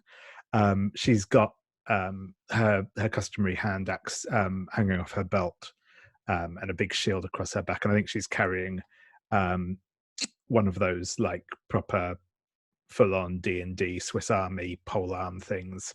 Not like a hugely long one, because obviously she's going into a tunnel, but it's got all like sort of hooks and blades and stuff at the end of it. And I think that she's just kind of giving the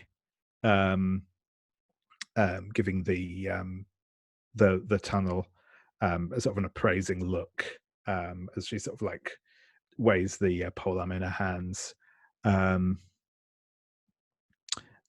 I think she just kind of looks and says, "Well, I'll go first and carve us a path if need be."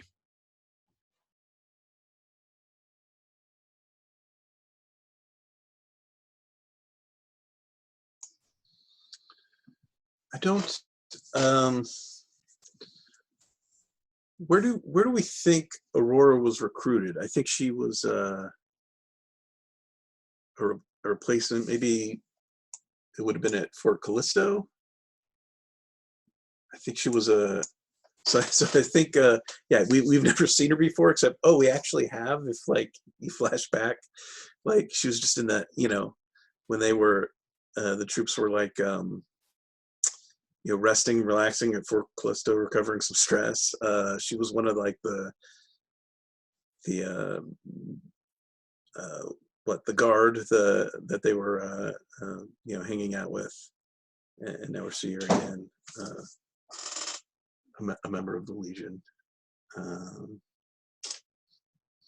Yeah.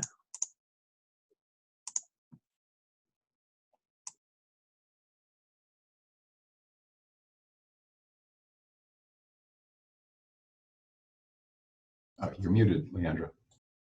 For God's sakes. Yeah, I think here's how you end up in a control position. You're kind of like rounding kind of like this bend, and it's heavy going because these siege weapons are quite not like the most nimble things, but you fix them up good, so so they do move fairly fast enough, and I think you can feel like the winds from where the cliff positions are, um, um, just on the other side, and you hear this voice from the cliff position just yell, "Get in fucking formation!" And it sounds like a really tired, frustrated voice. But I think, Raya, you recognize the voice. Last time you heard it, she was in a position of power, who was like taunting you and whatnot, all the way back at Adularia. But her yelling, giving her position away, that's yeah. It turns out when when you lose your broken, you kind of like get a bit more stressed out. But you recognize that voice. That's the Sable Arrow herself. But in less, I guess, less salubrious times, Render's gone. So, but her yelling means that she's up there. So that's how you're in a control position, for sure. So you've got a chance at the moment. And I'll say right now, I don't think she's level 4 anymore. It's level 4 threat because she doesn't have her broken or her forces anymore. All right, so you kind of have a good idea then of who's gonna be there. So what do you do? I think Raya being back amongst the ranks gives the signal to slow down and stop. And maybe signals to Zaya, if Zaya is nearby at all, to have a quick confo. That's not a word. Conference.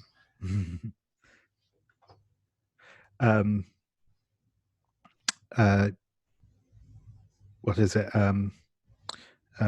Raya.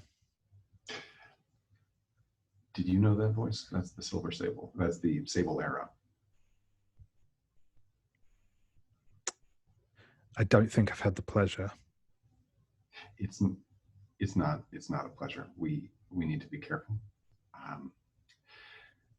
I'm not very good at sneaking around, but I think that may be the answer to what we need to do.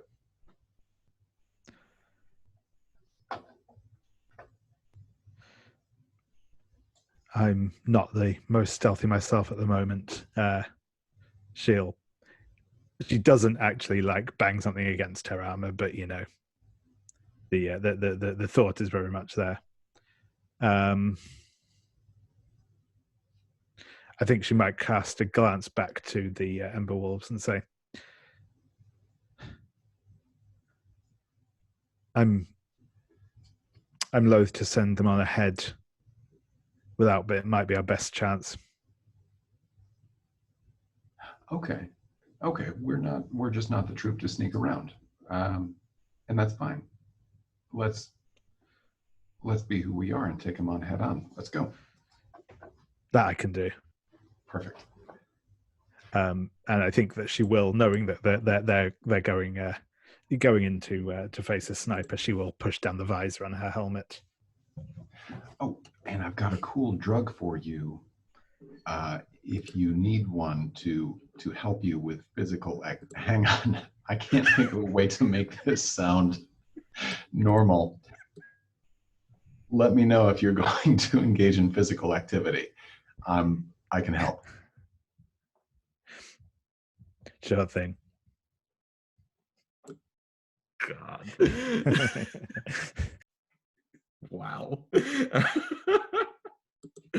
All right, so yeah, you're using Dr. Feelgood. Even the name of this ability, which is spend 1 use of tonics to grant one person potency for physical action. So I don't think you're drinking that right now, but you have that with you, Zaya. So yeah, you're just gonna stride on ahead. Yeah, I think that's it. I think they're going to go for the old-fashioned way of triggering a trap by walking headfirst into it. Hell yeah. Okay. I think when you kind of like merge the bend, you see that like the path towards the cliff outcropping is quite short. You can just like get up there after a few strides, and I think the morning has kind of like broken. I think around this time is when the recon squad is running away from where having just rigged the avalanche. But yeah, I think this wide sort of platform is kind of what I imagine. It's like this long oval, and you can see that like there are some like busted like or old rusting siege weapons overlooking down into the pass. Oh, were you gonna say something, Zaya? Sorry, I'm mute there. Oh no, I just hit my keyboard. Oh, okay, cool. And I think for some reason I imagine this place has like a tree, like just a dead tree. Don't know why I'm imagining Lord of the Rings all of a sudden, but like there's like a dead tree, like kind of like in the middle where you can see like there probably would be like a pavilion or a war tent, place for like people they suit up there. But no, there's no more grass or whatnot. And I think just sitting on the branches is Sable Arrow herself, Xenia. She looks like she's been to better times. Her like scout uniform is like looks dirty and mucked up. Her she doesn't look like she's taking care of herself, but she's got this horrible wicked black arrow kind of like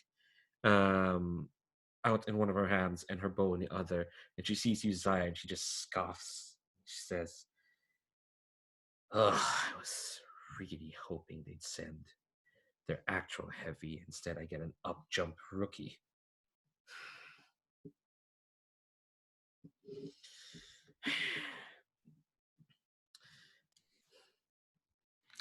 And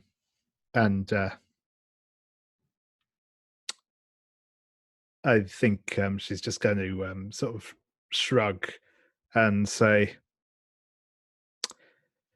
"Well, I was hoping I'd get a chance to take down a real lieutenant and not one of someone who's already failed."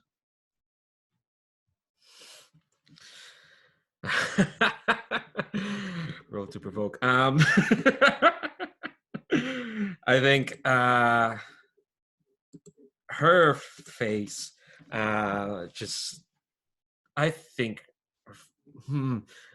Only roll defy danger. No, I'm kidding. I think her face kind of like twists into like this horrible sort of snarl, and she says, "We've not fucking failed yet. You see where we are? We're at your doorstep. We're at your gates. Do you really think all the Legion's been doing is running? Running, running, running. And the thing with the undead is that like we never stop. We just keep coming. You think you've buried Render for eons? He's coming out. He's climbing back out. All I have to do is get rid of pests like you, and we can get back to where we're meant to be." And I think she can like draws and like nicks her arrow in like this amazing sort of like. Well, actually, no. I'll give you a chance to counteract. I think it looks like she's still like spinning the arrow, and I think you can see like around you. Gotta be surrounded here. These like. Yeah, no, she's not commanding Render's troops. They're all kind of like scattered right now, so that's why she had to yell. Actually, no, you see them like these bundles of black robes, and they're kind of like unfurling. You can see that they're like crows, but I think they've not unfurled yet because I want to keep you in a controlled position because that's what you got for the engagement roll. What do you do, Zaya? And then I'll turn to the others. And I think Zaya's just going to kind of shift the position of the polearm in her hands into a sort of ready position and say, "You are right. We are pretty good at running." And she's just going to charge towards the Sable Arrow. Yeah. All right. What are you rolling with?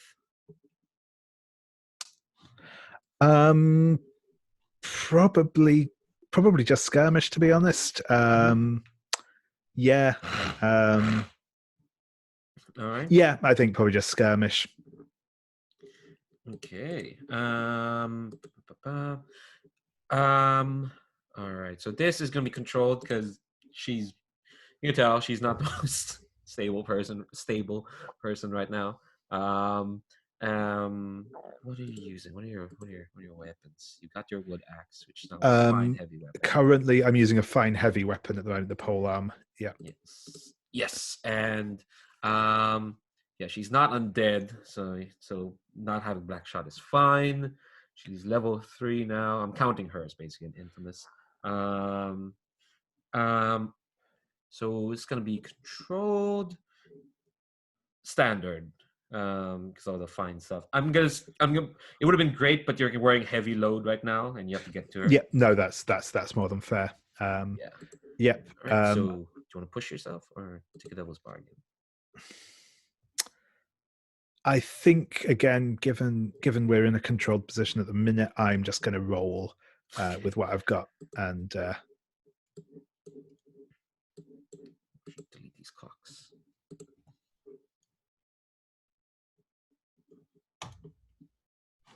All right, that's a 5. So on a 4 to 5, there's a hesitation. You can withdraw, try a different approach, or else you do it with a minor consequence. I think the minor consequence you see those cloaks kind of unfurl and they're going to surround you, and you're going to be in a risky position. But you're going to like clash with her, and I'm going to reveal the clock you need to fill to finish this mission. No, I'm happy to take that consequence. Okay, and I'm not going to try and resist it either. I don't think I'm happy to get into a risky position. Okay, I think roll the. I just saw that. Roll the shutter down. Yeah, I think. Okay, here's what it looks like. So you're going to be in a risky position. Everyone else is going to be controlled. When we reveal the 8-step clock, I think I'm going to name this clear the position, which either means taking her out or clearing the unused siege weapons while a melee is happening. And again, so any action to fill that clock would be fine. Try to discipline her. And I think she's not undead, so you can actually talk to her. Okay, so let me just name this clear the siege positions. Give permission. There's like 3 clicks you have to do to give this thing a name so that other people can see. That's annoying. Yes, I think what you said is like has gotten to her. So like when she like shoots at you, it's a near miss. You can feel like the tip of the arrow just kind of graze almost against your helmet, but it just misses you. And as soon as she shot it, she's already climbing down and she's drawing this like wicked sort of looking like sword, this like almost like short sword. And I think you're gonna get into a melee with her, and she's fast, but you've got reach. To quote Mass Effect, you've got reach and she's got flexibility. So and I think these 4 kind of like crows kind of like unfurl from like their hiding positions, and they're kind of like just almost kind of surrounding you because she's not she's not part of their army. They're almost kind of like you mean you roll plus hot, David? Is that what you mean? All right. So yeah, I think you've got them kind of like distracted. I'll turn to the others because this is gonna. If this is a Firebrands game, you played like meat sword to sword because that is the horniest Firebrands game there is. Anyway, all right, turn to the other 3. All right, I'll stop. Okay, so I think you've heard that conversation going. You hear like the clashing of blades, and I think when you round the bend, you see that there's these 4 doctors watching these 2 get into a fight. To Raya, Adramir, or Aurora, what do you do? Would everybody be cool if Raya led a shoot action with the rest of the Ember Wolves to suppress these doctors? Cool. All right, I think she's gonna rally them and say, Ember Wolves, I know you all brought muskets, if not something better. Let's protect our heavy. Yeah, I think the other Ember Wolves are they're like looking like, oh yeah, they wish they had something else besides muskets. It could be like, it doesn't have to be a group action. So remember, you rolled to like command like I forget if Raya did this to like command this other.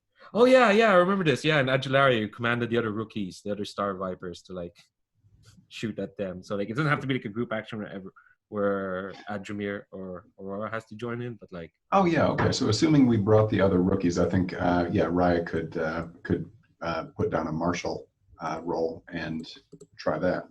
Yeah. Let me like double check again. How do you deal with rolling for NPCs? Because like remember. I think if you're doing a group action, then if someone's playing a rookie, then their role can kind of count as for the rookies as far as their role. All of them joining in obviously gives you scale. Yeah. You don't want to just be one person shooting at a group of these creatures, so it helps in that way. And I think if you just want to order a group of rookies and none of them are players, then you could make like a martial roll or whatever. Yeah. Oh yeah. Well, I guess because one of them is playing player by player. Yeah, it makes sense for you to be a group action. All right. So Scotch, what I just said. This will be a group action, and then Aurora, who's like the one rookie, will count for the other three who are here. Sweet. Group action works for me. Let's make it a shoot if that works. You are in a controlled. I'm going to say because crows are level 2 and your weapons aren't fine. Your muskets aren't that fine.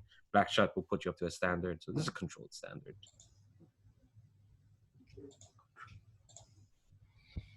So is Adramir's joining in, right, with the shoot, right?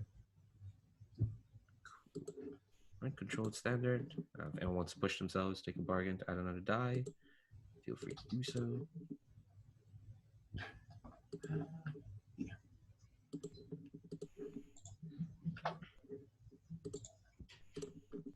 All right, so there's a controlled success so far. We got a 4.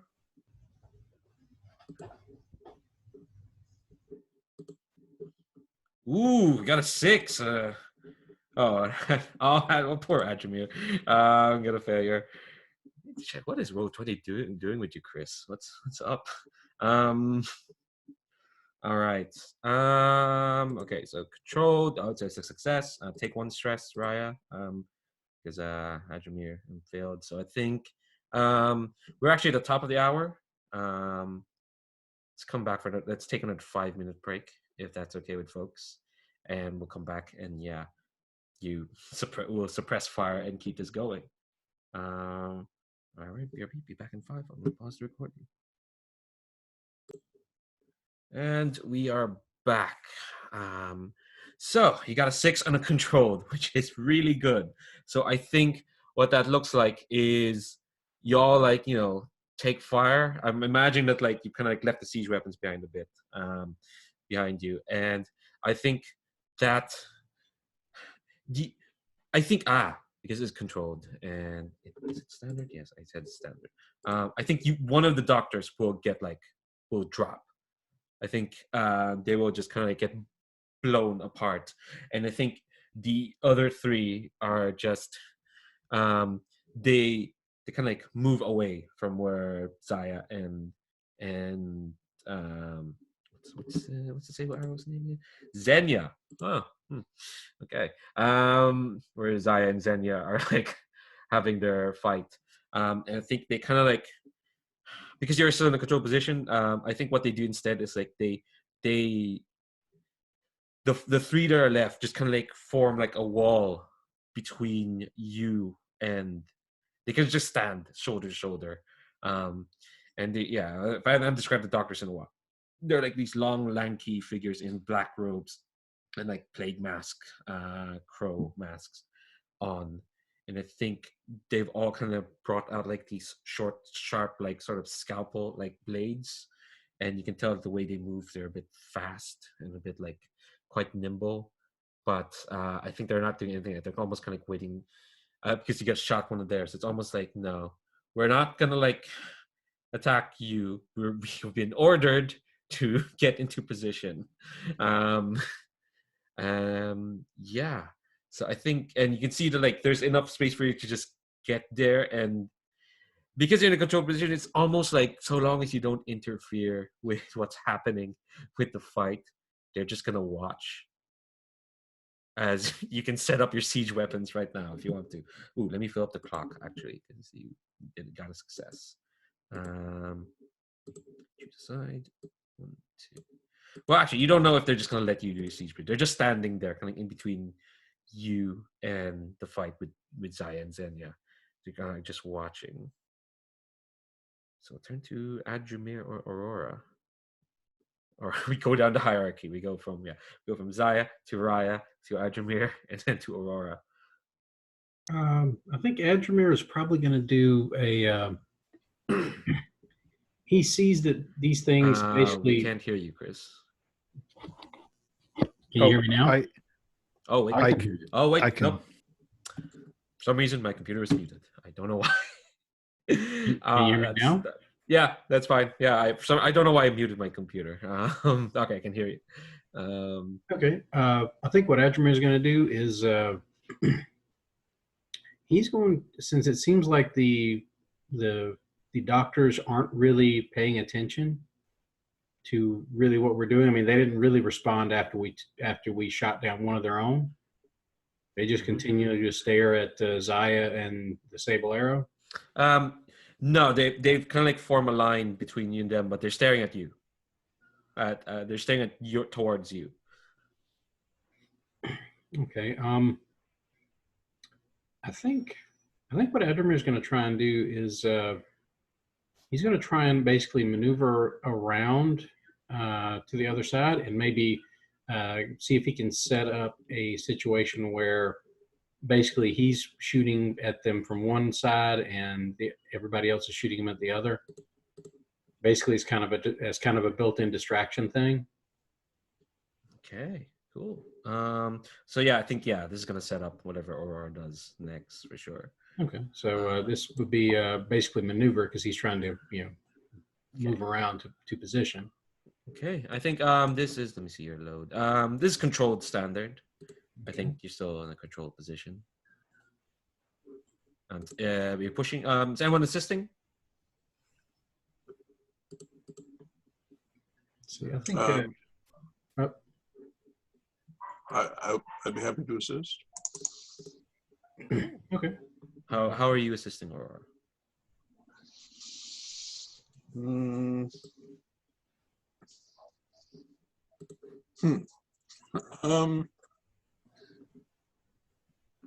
Probably just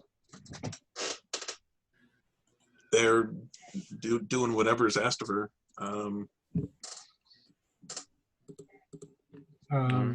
Let's see. Maybe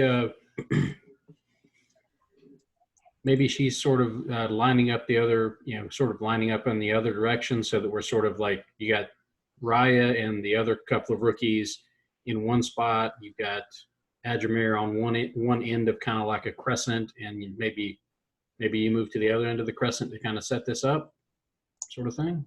Sure. Okay. All right.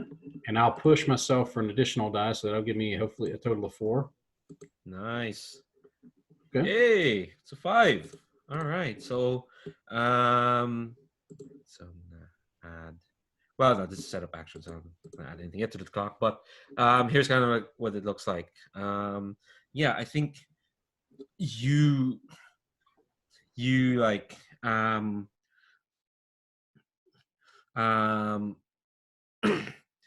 you're moving in a position, and Ryan and the other rookies are moving position. I think whatever position you're in is gonna give like Aurora like a bit of, or whoever does anything next, like boost, because it's a setup. And I think here is where here's the complication, and you can choose to like withdraw or like jump into it. I think you hear Xenia, let's say Arrow, just yell, "I didn't order you to fucking just stand there." And like the doctor's almost gonna like shiver, although it looks more like a shrug, honestly. And I think they just kind of like hunch, and it looks like they're gonna start moving. They're moving in a way that like you like they're slowly pacing around you, almost kind of like, you know, like predators. So like you're still gonna be arranging around them, but they're almost like toiling with you. You're now in a risky position. You want to resist that? Yes, I would like to resist that. Okay, so set of actions are gonna happen, but I think you are gonna resist with Prowess, since I rolled maneuver, or yes, let's say prowess, because to get everyone in the right position. okay. All right, cool. You get 2 stress. I was gonna ask if you want to spend grit, because that adds 2 dice to your resistance roll, but like you have to do that before you roll. No, that's good. I've basically, we'll say that basically she's still too focused and angry about Zaya mouthing off that she hasn't really even paid attention to the crows yet. Yeah, that makes sense. And so turn to Aurora. Anyone who wants to take advantage of this setup action. I think the crows are kind of like now in like a crossfire position. What do you do? And you're gonna get increased effect to deal with these boyos.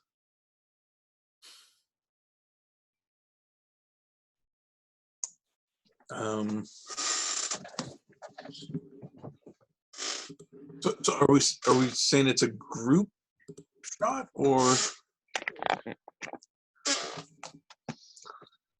Aurora could just shoot along with the other rookies, I guess, or the rest of the squad? Yeah, I think your role is going to count for the other rookies. Okay. I think that's fine. I Just think all the other non-rookies are like setting up this position. Maybe Raya is like looking over to how Zaya is doing, or something like that. Like, okay, yeah, it's just on behalf of on behalf of the squad.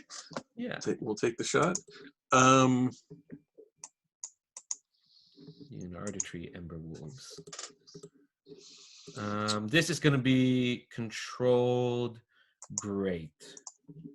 Okay. Now, is this the group action that Adramir would be assisting in?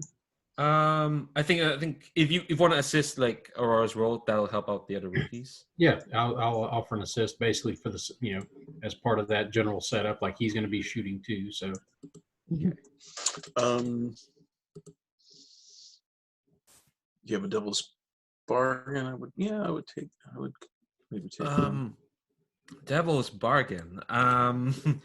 What's that? I think. Here's a devil's bargain.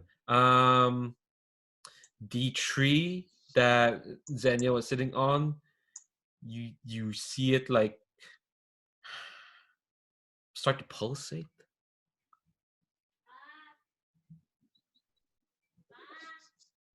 Do you want to take that devil's bargain? If you get like a success in this, you add 3 ticks to the clock. So you're in a great effect. I think I need to take it just because I want to know what that means, because I have no idea what that means. So okay, all right. You get an extra die. Sure. All right, you got 2 bonus die. You got help from Jameer. You got. Yeah. Hey, see, it's a 6. So, I mean, you're doing incredibly well. Jesus Christ. I think. All right, so I think the rookies take the shots, and before like, I think like the crows, before they can even like move, they think they will just be dropped. I think they all kind of get caught in the crossfire and they get shredded to bits. And I think Zenny, I think like as they kind of fall, Zenny is just you're still kind of like concentrated on Zaya, but I think Zaya and everyone else sees this. The tree like again pulsates, and you can see like just kind of like this lump kind of come out from the ground, and it starts going through like the tree, and like the bark, the skin of the tree kind of elongates as something's pushed up from like underground up through the tree, and Xenia kind of like stops for a moment and looks back and says, "No, no, this is my moment. I don't need."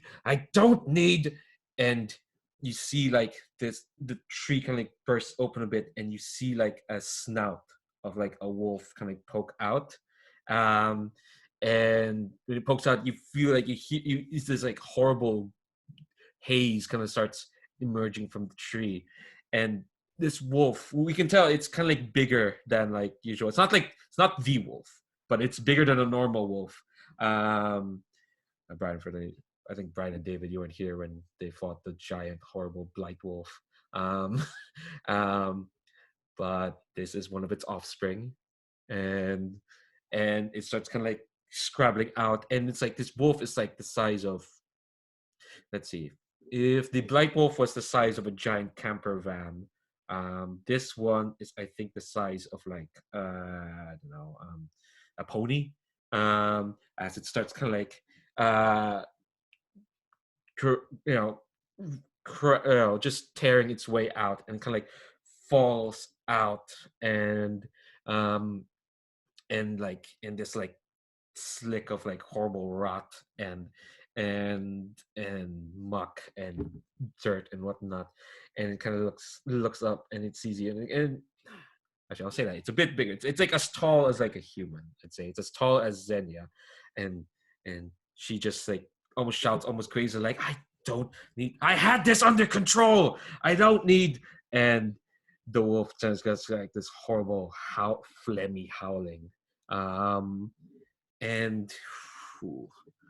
I think here's the devil's bargain. I think this wolf is gonna have its own clock. It's only 4 steps, don't worry. But it's just gonna be it's an extra complication. You took that bargain, so all right, 4 steps. I'm gonna turn to either Zaya or Raya. What do you do? So I'm gonna say right now, like, clearing the positions involves clearing this wolf as well. Getting this wolf out of here. For sure. You were doing too well. I'm sorry. Raya has intimate familiarity with undead wolves that come out of trees. Oh yeah. One of them bit you, right? Yeah, I think I took one of the eyes of them, and that gave me. Yeah. Oh yeah, you did. That gave Raya dark visions for a while. So I think maybe we can have a flashback to her time being empathetic with these undead wolves that come out of trees, or being like in their bodies, holding their organs. And maybe that could count as research to her knowing their vulnerabilities. Hell yeah. Oh yeah, you saw through the eyes of the blight wolf. I remember this now. That was enlightening. All right. I think you're still in the controlled position somehow. I think the part of the reason why you're in a controlled position is because clearly Xenia did not want this wolf here. The wolf is almost just still shivering and shaking as it's gotten out of the corpse tree. I hate it when management sends somebody else to help on a task. All right. Okay, so yeah, this flashback, yeah, I think it makes sense. There's no stress for that. Controlled standard, I'd say. Okay, and this is research. Yeah, and I'm treating this as like a setup action as well. If you can tell anyone like the vulnerability of this wolf. Yep, and it makes sense narratively to me for her to push herself for this. Okay. So we'll give an extra die, and there we go. And sweet. And Raya says, you need to aim for the sternum. You know, the wolf sternum. Everyone aim for the sternum of the wolf. One of the rookies like, what's a sternum?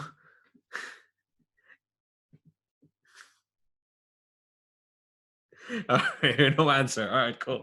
So the rookie's like, it's a sternum. I'm gonna turn to Zaya. I think this wolf is kind of hunching up, and it's just Oh, it looks mean. Half its face is rotted off, and there are patches of fur that are like missing. You can see like flesh and whatnot, and it's a gangrened sort of wolf that you don't know how it's still standing. But like when it breathes, it's like this horrible disease breath. And you hear Raya shout, "Yeah, aim for the sternum." Meanwhile, Zenya's distracted. Yeah, and I think that's where Zaya comes in, because I think while Zenya is distracted, she is just going to lunge for her and attempt to take her down, because fighting fair is for Southerners. Or Yeah, she'd respect that. She's a scout. Hell yeah. What are you rolling with? That will just be a skirmish, I think. I am going to spend my use of anchor to count as a small group. Oh, God. Nice. And I think I will push myself as well. Hell yeah. All right. Okay. You push those, you make no harm penalties. That's cool. And okay, cool. Yeah, and you've got your fine heavy weapon because you're a small gang. Raya's setup action doesn't count for this because you're not fighting the wolf. Yeah, that's fair. But I think you're in a risky position. This is gonna be risky great. Because you count as a small gang. It would have been risky standard, but you now count as a small gang. So you're now risky great. Sure thing. All right. All right, yeah, that's it. You got one bonus die for pushing yourselves. Anyone assisting? I mean, I'd like to, if I can, like maybe all of the shooting we're doing is sort of throwing Xenia off as well. Like the crows are dropping. Like that's that in addition to the management sending the unwanted assistance.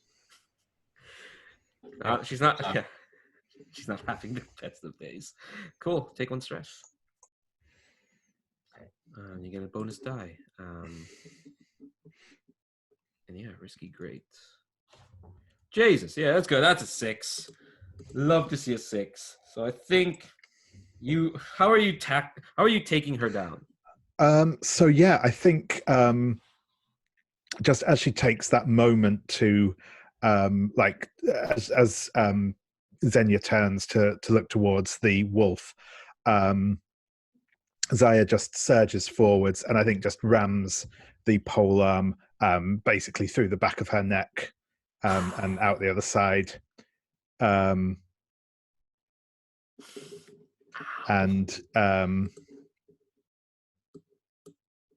I think as she's sort of withdrawing it, her eyes just flick up to the wolf. And again, she does still have her visor down at the minute because she was expecting to get shot in the face. She does inclines her head up towards the wolf and says, "I killed my first wolf when I was 12."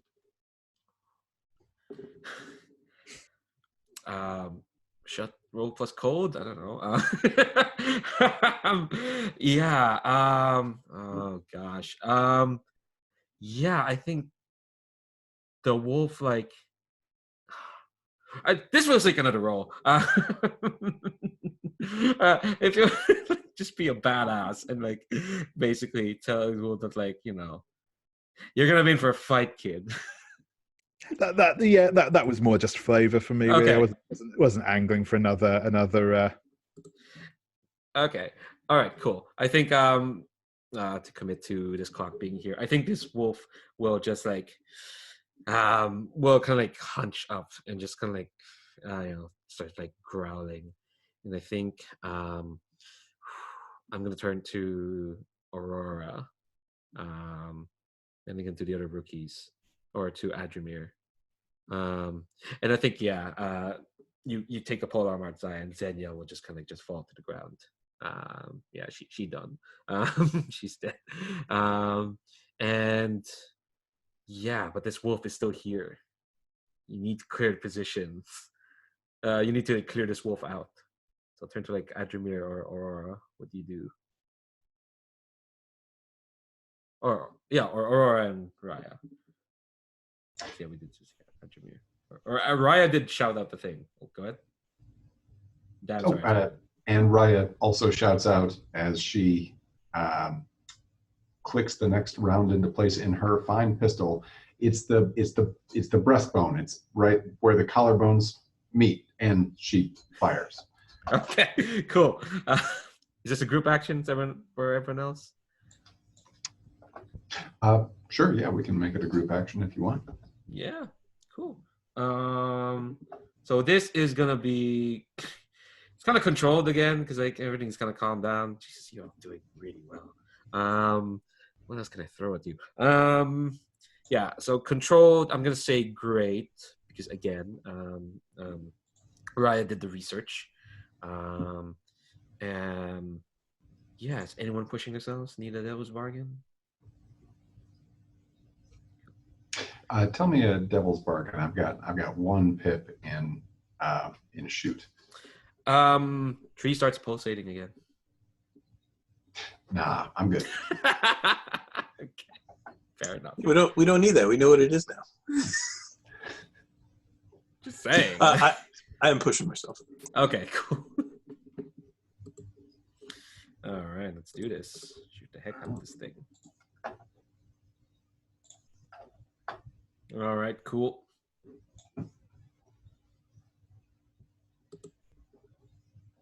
Hey.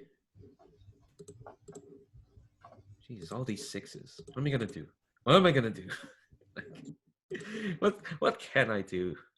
You're lonely GM in the face of all these sixes, given that this game is meant to be reactive, where the rolls determine everything else. What am I gonna do? Fine. All right. So yeah, well, it's great. So like I think it just bumped up to 3. Yeah, so I think in the crossfire there, you shred the wolf basically into bits, and I think it just kind of gets jostled with all this fire, and then kind of like slumps forward, and I think just as you think it's like kind of dead, it tries to get up, but now instead of like snarling, it's phlegmy howls. It is kind of like properly just whining. It just looks, because I think it's just one tick away. I don't want to make anyone do an action roll. Well, I probably will, but like I think it's kind of like whining. It's all broken and beaten, and it tries to like get up, and it kind of is looking up to all of you as you watch it, and you kind of see like, this is what Blighter does to things, twist them into this horrible monstrosity, and kind of like it's padding up.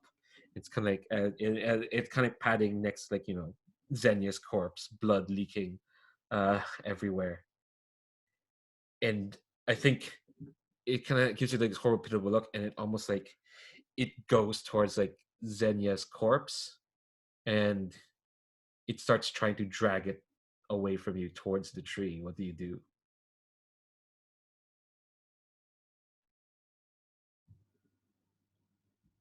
I think if no one else particularly reacts, I think Zaya pulls out her axe and says, "Rest now," and is just going to attempt to bring the axe down on the back of the wolf's head. Okay. All right, let's do one more roll. So I want to see if like there's something. See if anything will happen. We just roll number 6. It's fine. What are you rolling with this? Again, probably still skirmish, sort of melee combat-ish. I don't see anything else I would be doing here. I'll assist. I think Aurora just kind of runs to get in between it and the tree that it's trying to get back to, so that it's kind of blocked. Cool, thank you. All right, you want to push yourself for a bargain? No. I will push myself on this one. I'd like to avoid utterly failing. So, okay. Oh, it's controlled standard. Oh no, yeah. Okay. Wow, 5 dice and the highest is a 5. What's up with that? Well, you're still gonna do it. I think. Ooh. Here's kind of the consequence, and it kind of doesn't matter because you finished the mission. It's kind of like the last we'll probably see with them in a combat scenario. But I think, ooh, you bring the axe down on like the wolf's head, and I think there's a moment where what Raya experienced kind of like courses through you, and I think you get a glimpse, Zaya, of like the back end of the undead force. What do we see of Blighter? What is she up to? I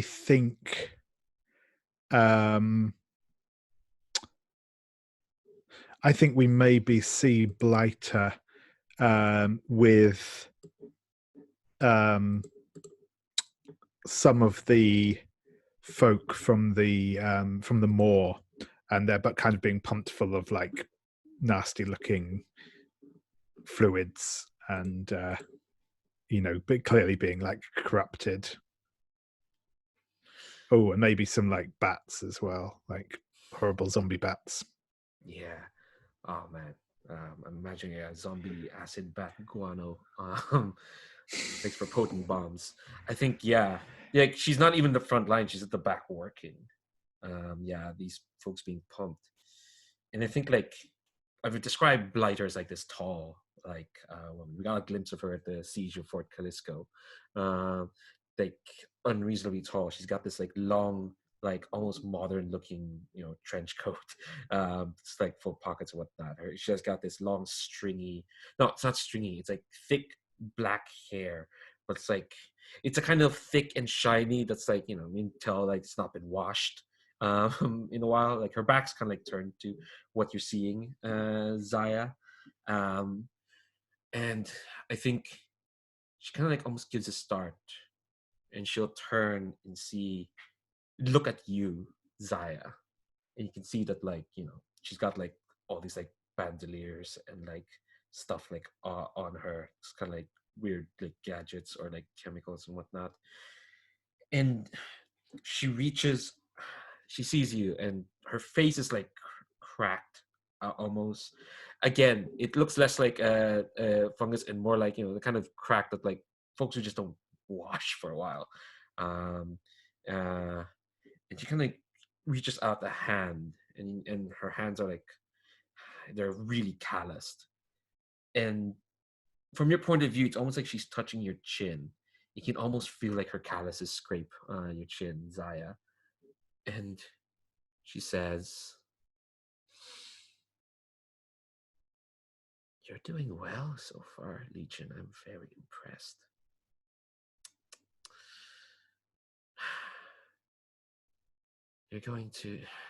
I'm really impressed, honestly. That just means I'll just have to work harder.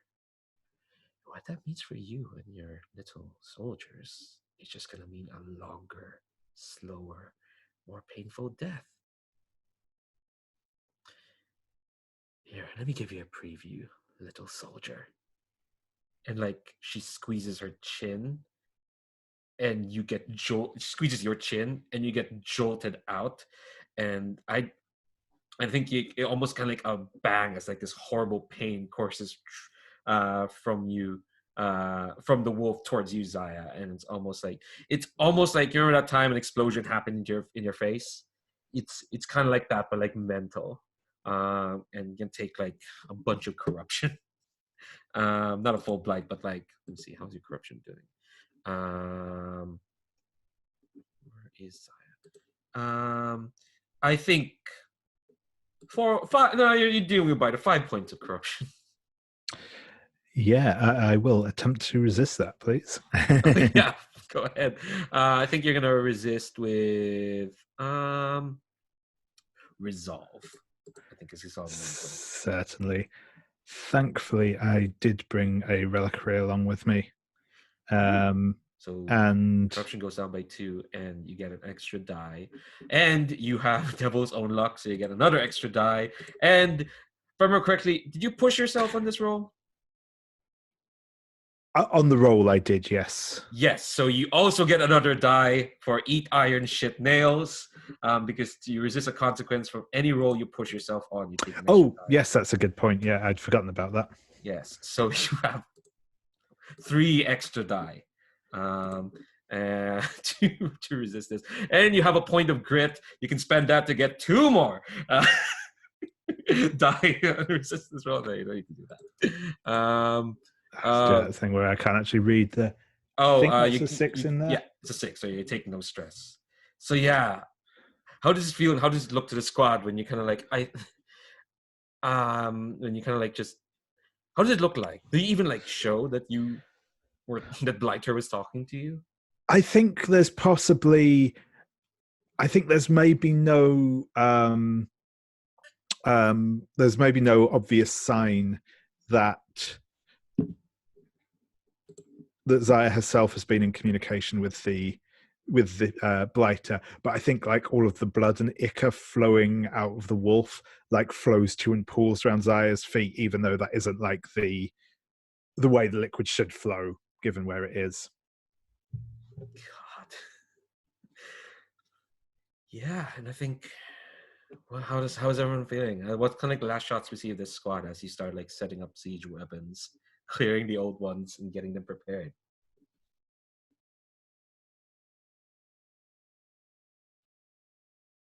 I think we kind of see Zaya with her sort of helmet off now. And I think there's kind of that pensive look in her eyes. She definitely looks unsettled by what she's seen, but she's like helping to like, haul up bits of wood and do general siege weapon assembly type things. I think we see Adramir basically dragging all of the or shoving or kicking or whatever he needs to do, all of the corpses of the villains up against that tree, and he is going to burn that fucking tree down. He's like, nope, nope, nope, nope, nope, nope, nope, nope, nope, nope, nope, nope. And he's like chanting that or the equivalent in Barton in Zemyati. He's like, nope, nope, nope, nope. Pouring oil all over it, like getting out his torch from his soldier's kit, like, nope, nope, nope, nope, nope. I think Raya is looking at a selection of charts, trying to tell the difference between the chart for the ballista and the trebuchet, and directing the rookies as such. Probably thinking like, couldn't the quartermaster have gotten just 2 ballistas or 2 trebuchets? What if one or the other? There has to be 2 charts for that now. And Aurora, what do we last see of her?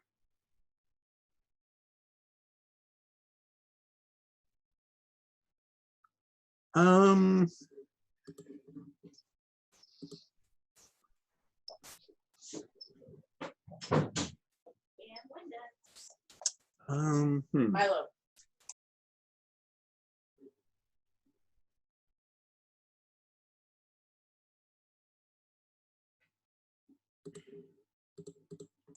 All right, sorry. No worries. Had a distraction. What the heck is Aurora doing? I mean, I'm trying to think if there's. I think to some extent, this is maybe like the job she did in the guard back in like Fort Callisto. So it's like, okay, now we're just like banning the siege weapons. It's like very bizarre and different, but also sort of the same. So you see, kind of like the most comfortable. Like, okay, just back to work. All right, and I think from there, I think like we get like a shot of like I think as everyone's looking up, we get like a shot of like Raya comparing the charts, Aurora helping rookies haul. I think we get like Zaya looking at the battle, looking down onto the battlefield, looking pensive, and we get Adramir about to light a match. And as he throws it, we zoom in the match and we stop and we roll back and zoom back to the start of the day. But we're gonna save that mission for next week. What I want to end this session with, I want a shot of the command staff. Let's get like one last shot of them, at least right in the midst of sending off all these squads, just to get like their perspective, because we won't. There's not gonna be a campaign phase, so we're not gonna like see them. But like, what we see of like each of the command staff, kind of like when we zoom back to the start of the day of the missions.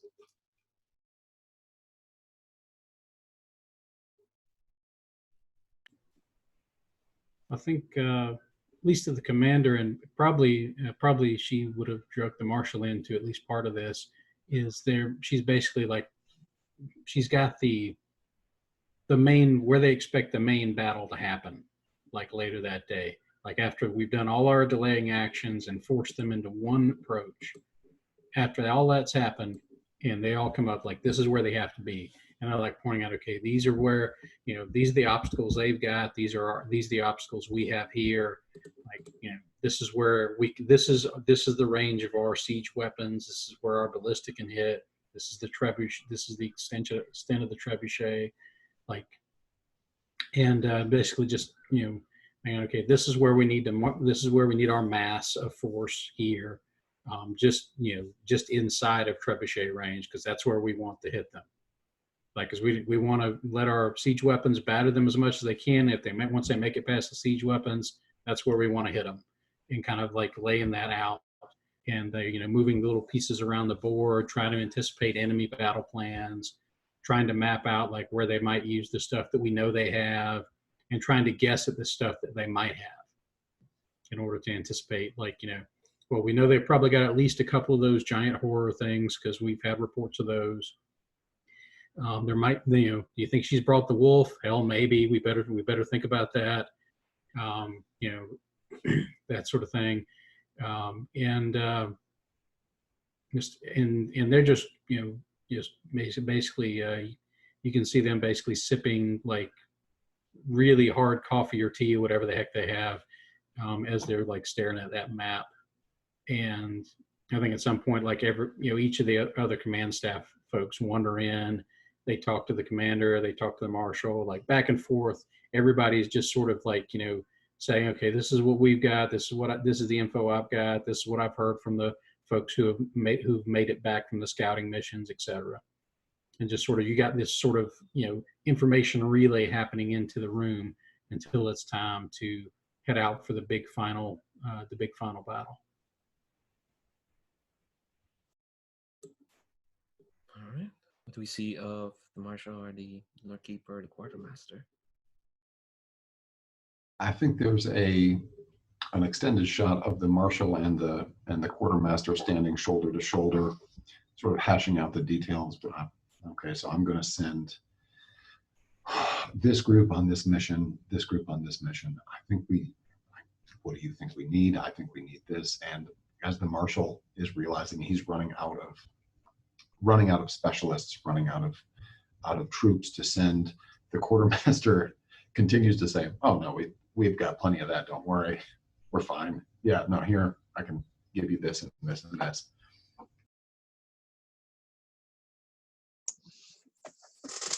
Yeah, and then maybe it's like, no, yeah, we're good. We'll have everything. And then kind of Melislav coming up and like saying, "Oh, we need this and this and this to get everything ready." And it's like, okay, yeah, we'll have to stretch things, but yeah, okay.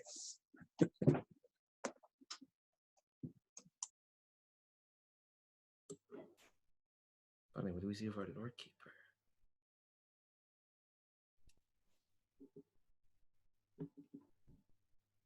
Yeah, and I think we see Asrina is as I said before, she's sort of in her old uniform.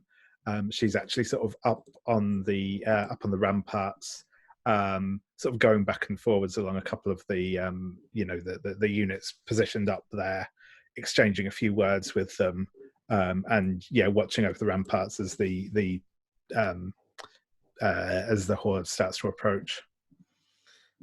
I think we get a shot of what she sees. And again, we get like a bit shots of like, the folks at the lower pass fighting Whaler, the folks up in the mountain pass getting past Red Hook, the folks on the cliff edges as they watch this wolf burst out of the tree. I think we get a shot of like, yeah, Aswina, and it turns around and you see like the horde coming in, and you hear again that clockwork mechanical sort of whirring, and you see like this large 8-legged thing making its way toward you from the distance. We're not going to see it yet because it's not yet that episode, but I think, yeah, we get a shot of like we're looking at Aswina's back as she's looking at the ramparts, and yeah, you see this 8-legged thing kind of like marching, and this horde of zombies, of this undead coming, and I think we'll end that session there. I know, Brian, you have to leave soon, but like 10 minutes or so. But I just want to say again, thanks very much, folks. That was, oh my god, that was badass. That was sheer, unadulterated, just badass. God, we'll do Star Just when I'm gonna stop this recording, but yeah, that was fantastic. Thanks very much as always. Again, check out Blades. There'll be a link down below where people can check that out. Yeah, tune in next week when we bring this whole Ruddy campaign to a close. 15 sessions. Watch me look at the actual things and I realize I was off by a session. Who knows? But yeah, next week we're gonna bring it to a close. But for now, yeah. Thanks very much, folks. I'm gonna stop recording. See you, YouTube.